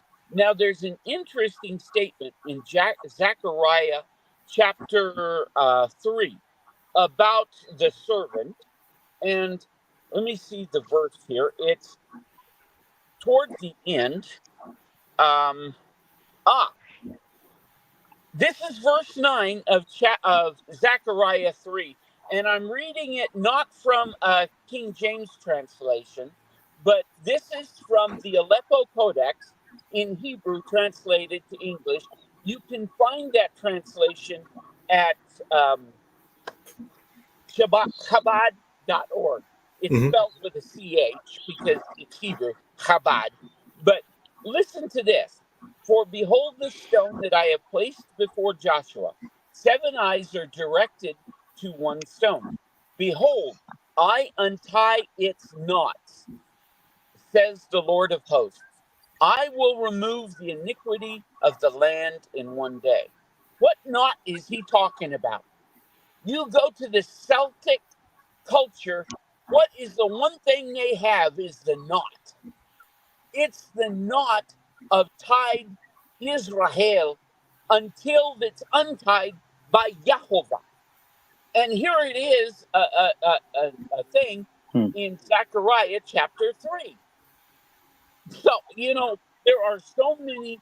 And when it comes to the Nazis and Hitler, do you know that the swastika, he turned it around?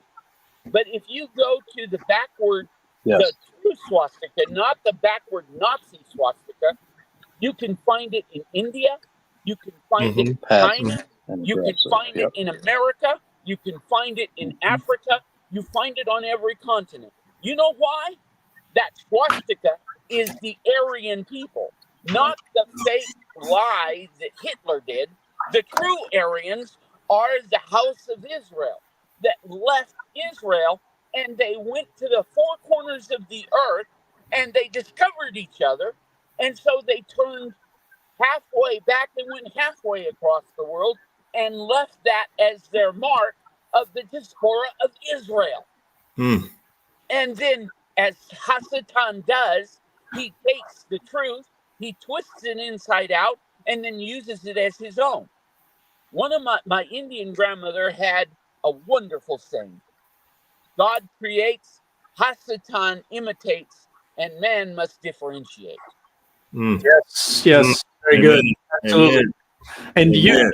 you hit on some important things there. I know for me, one of the big eye openers for me a few years ago was watching a video by Elder Kabir about a trip that he took to back to the Yoruba tribes in Nigeria, I believe. And for me, it was a real awakening.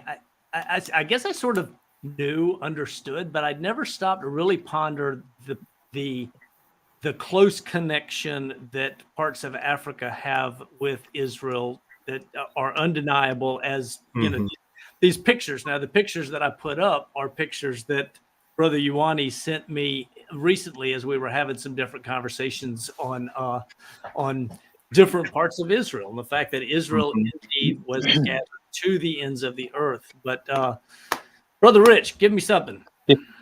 Yes, sir. Hey, you know, I was, you know, there is a scripture, a text that says, Ephraim follows after the east wind. He sniffs up the east wind. And so I was particularly interested in that part of, the sharing here tonight.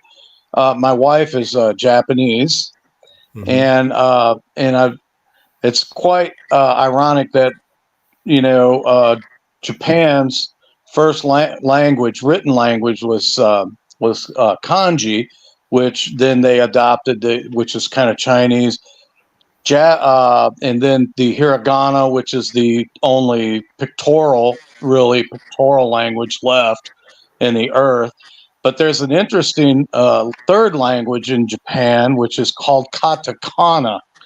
And katakana, kata is a family, and it's very pronounced because that family's name is all over Japan. And I learned this from a friend that I met online and befriended, Dr. Arimasa Kubo. And what I found out was, and through some of his writings, and I think he shared a thing, you might be able to find it on YouTube.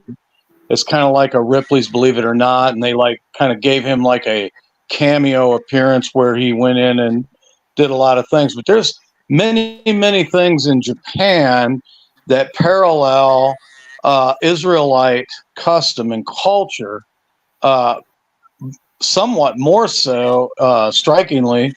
The language, katakana language, means the kata's writing, is it's an informal way of writing in Japanese, and it has 22 or 23 letters that are identical in form and are almost completely identical in form and sound of Paleo-Hebrew Syrophoenician script in its written and spoken forms, which is quite interesting.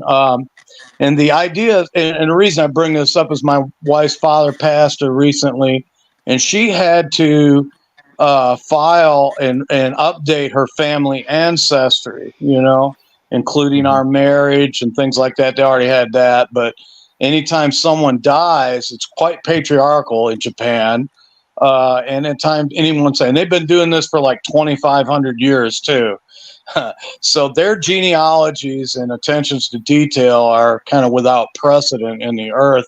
The only other one being the ancient fathers of Israel. But so anyway, it's interesting because there was like 7,000 families that came to Japan in its early settlement, which is how this language came into being. Some of the interesting things about that is that Japan has an Omakoshi festival, which is in the 7th month, which correlates to our Feast of Tabernacles. Its length is about a month. The Omakoshi ark that they use in that, now there's some other pagan ones, and they're like Asherim and all that, but those are in different local cults or whatever. But and my wife also comes, at least on her mother's side, comes from a priestly family of Shinto priestly family.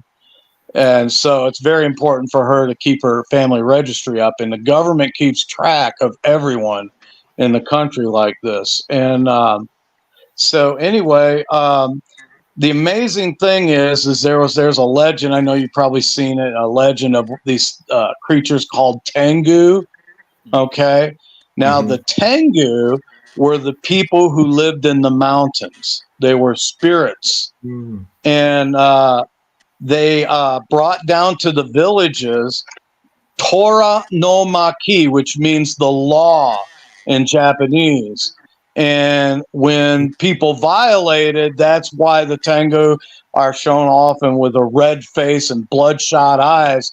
They would literally come down and slay and kill these people. And you really kind of wonder, where could they have gotten this? And it's so, the same words so, like wrestling, Schmo wrestling. that did not originate in Japan. That originated in the Levant, and in the Levant they would put clay jars. They would tie them to their heads, and when they would wrestle with each other, the one whose clay jar broke lost the match. But originally, that was brought as a sacrificial offering to the emperor in Japan. Shmo wrestling. Shmo means the name. Shem. It comes from the Hebrew. It's not of Japanese origin. There's a lot of these things that are in the background of Japanese culture that most Japanese are completely oblivious of today. So that's something that was very interesting. And the original Shmo wrestling exposition put on for the Japanese emperor there was only one contestant, and he wrestled with the spirit. And the custom of casting salt into the ring was to purify the ring and make it kadash, or separate for the performance. And but the original Shmo wrestler wrestled with a spirit, not with another participant. And then, of course, later on, it kind of went to that. So the amazing thing, when you were mentioning about Afghanistan, the Pashtun, some of the Pashtun people, they identify as B'nai Binyamin, or the sons of Benjamin.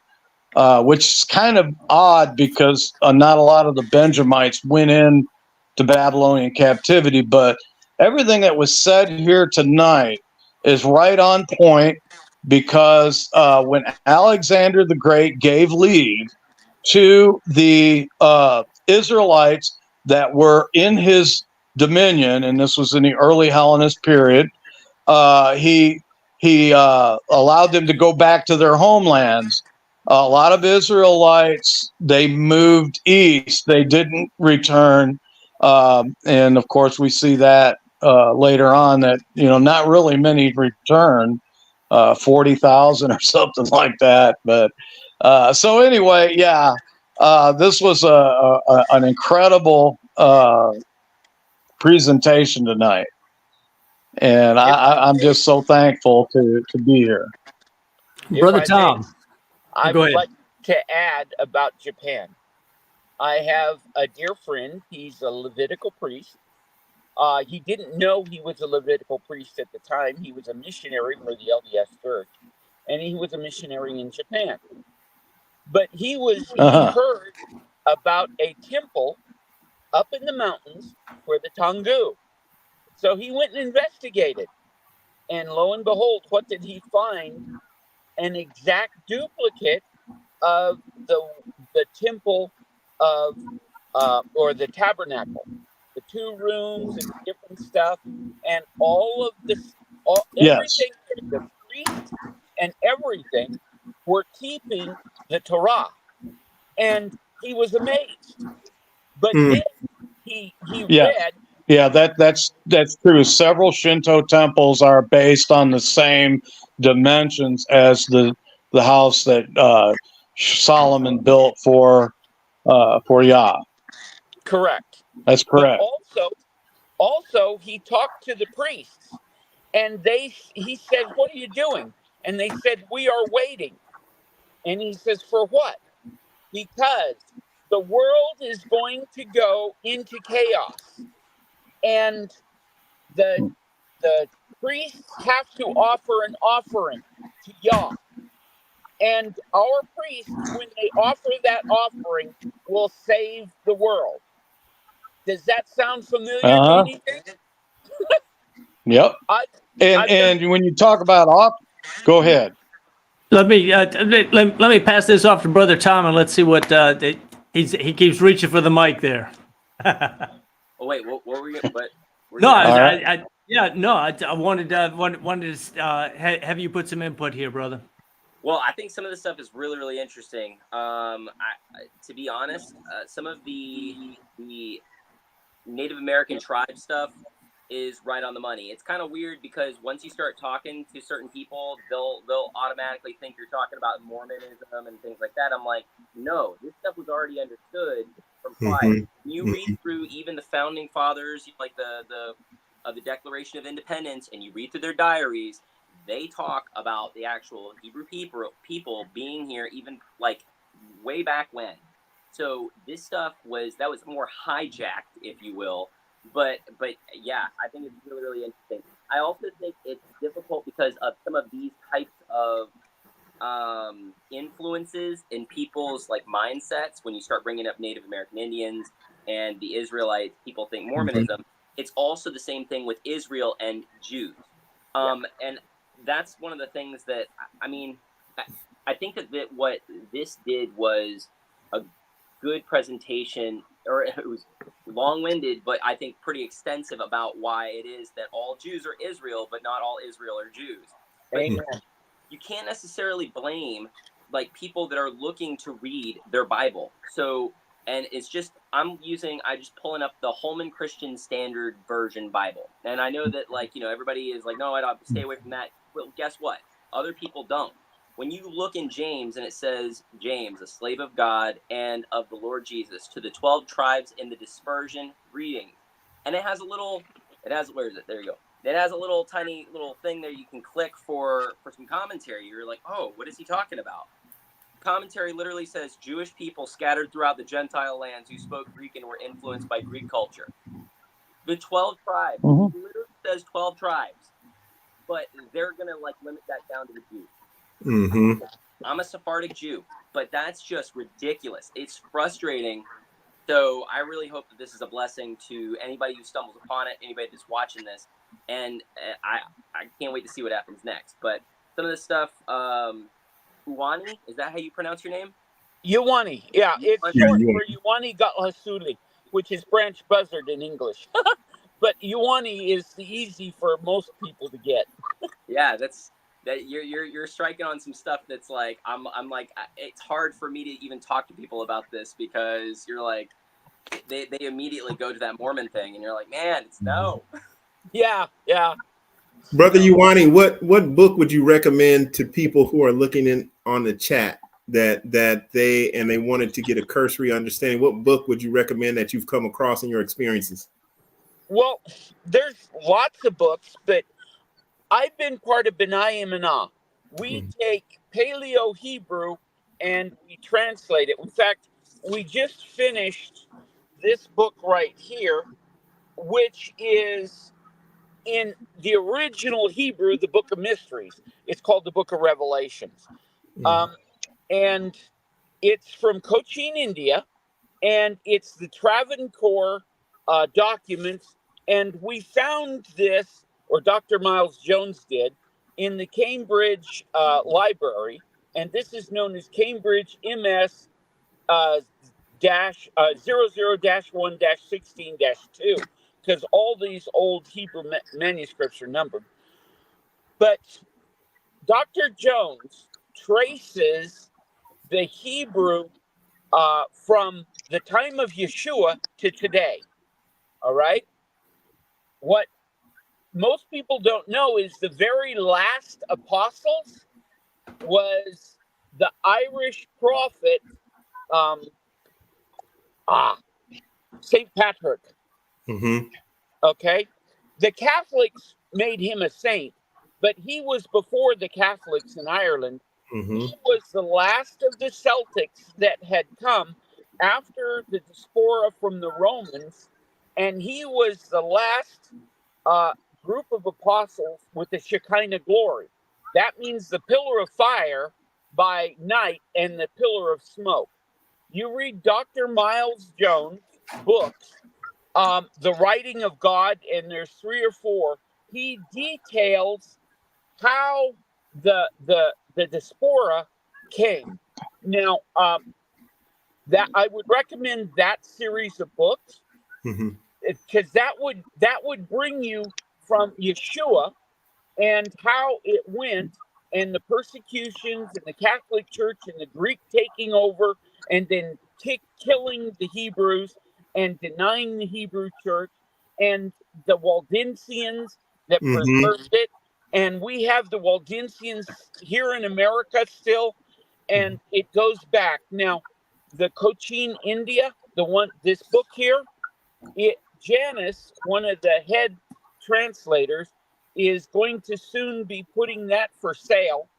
I have free copies now, but I don't have enough to distribute, except to close friends. But that Cochin India, we discovered, because we go through all the manuscripts, and there's lots of Hebrew manuscripts hidden in the Vatican and everything. But what they were Greek manuscripts that were translated, retranslated by Greek scholars that knew Hebrew, and so they changed the Hebrew scriptures to conform with the Greek scriptures. But the scriptures we found in Cochin, India, are pure Hebrew, 1st century, without any Greek impositions, and all the markers are 1st century Hebrew. So Wow. stay tuned with Pete, because I will be giving him the information, and as soon as this stuff, I will, because we are translating the entire New Testament from original 1st century Hebrew. Oh boy, yeah. Yeah, and we're kind of headed off track. We probably need to wrap it up here, but I'll tell you this, brother. Certainly he shared that with me. It's been a couple months ago,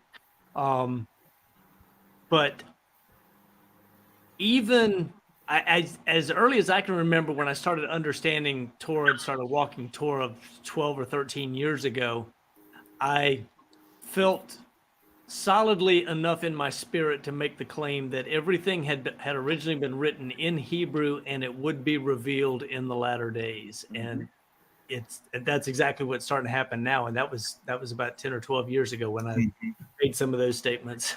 And I'm sure others have too, but yeah, it does not come as a surprise. I'm just excited to see what happens when it comes. That's great. That's great. Because what brother Ioana, you give a good point with that, because we knew historically from Eusebius and some of the early church fathers that the earliest manuscript of Matthew was written in Hebrew, right? But they don't mention about the other books of the New Testament having also been written in Hebrew initially as well. You assume that, right? But and they've always taught their New Testament is in Greek, right? But if you look at the early church fathers, they'll tell you Matthew was written in Hebrew originally. So it's good, to have that additional piece of information. And the Nazarene knew that, right? So the Nazarene knew that, right? So yeah, very interesting. Yeah. I would like to do one thing on the topic.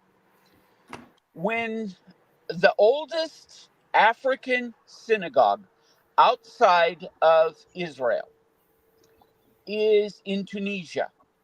And there's an island that's part of Tunisia that's off Tunisia, but there's a synagogue there. And in that synagogue is the lintel from the original temple of Babylon, not Babylon, Solomon. And when the Babylonians destroyed Solomon's temple, the Kohanim of Levi left and brought that with them and established that synagogue there. In scripture, in Ezekiel, God tells us in the last days, you have to have an offering of righteousness. That's Malachi. When the Levites, but in Ezekiel, it says they have to be descended from Zadok. Zadok. And, the Kohanim in Tunisia is from Zadok. From Zadok line, okay. The Kohanim in Japan are from Zadok. The Kohanim in Ghana, Africa are from Zadok. I have been researching this for many years because I want those gentlemen to purify themselves. And in scripture, it talks about in Moses chapter 1, Deuteronomy chapter 1, and Nehemiah chapter 1. It's a prayer that Moses gives. When the children of Israel return and keep the law in the countries where I have driven them, then I will come and gather Israel. Everybody is waiting for the second coming, but Yeshua and Jehovah have told us we have to, and all through Deuteronomy, all through from Exodus and to Deuteronomy, the Lord says, if you keep the commandments I give you this day. Yeah, and it's you and your sons. That's right. It's you and your sons. That's 2 generations. It's got to keep it. Well, no, it says all of them in the last days, Right. Deuteronomy 30. So when we remember him, and then in Psalms, it's interesting. It says, I believe it's 128. It might be 124. When David is searching for the Lord and he's giving a prophecy about Ephraim and Benjamin and Manasseh, and they're doing it. And what happens toward the end of that chapter, he says, in the tabernacles. He didn't say tabernacle. And in the scriptures, it lists the tabernacle of David 7 times. And the last few times is about our day. When we remember to keep that covenant with the Levites so they can do the offering in righteousness, and we raise the tabernacle, because we can't do a temple. God says only where he set his name. But the one thing all of Israel and everybody misses, that where he says, when I put you in the land and I give you rest from all of your enemies round about, then where I set my name is the only place you can do. Okay. Is there peace in Israel? Are there any enemies giving them a break? No. So we have to raise that tabernacle, give the offering of righteousness, and remember the covenant that God made to the Levites, the Zadokim, the sons of Zadok. And then we will have the kingdom of God on the earth. The Shekinah glory will return. Anyway, that's Amen. We definitely look for that day. Definitely look for that day. Gentlemen, any last words? Just 60 seconds or less. We're going to wrap this up. Hey, thank you to the panel. It was a blessing.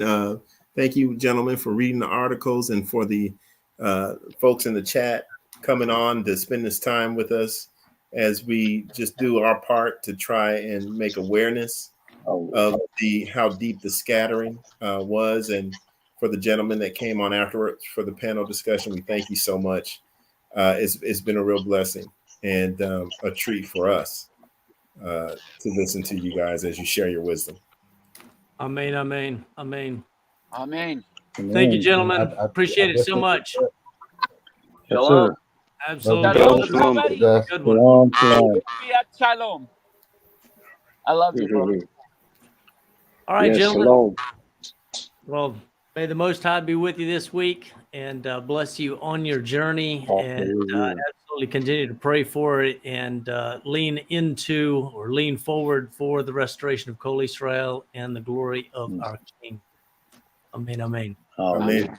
Amen. Blessed.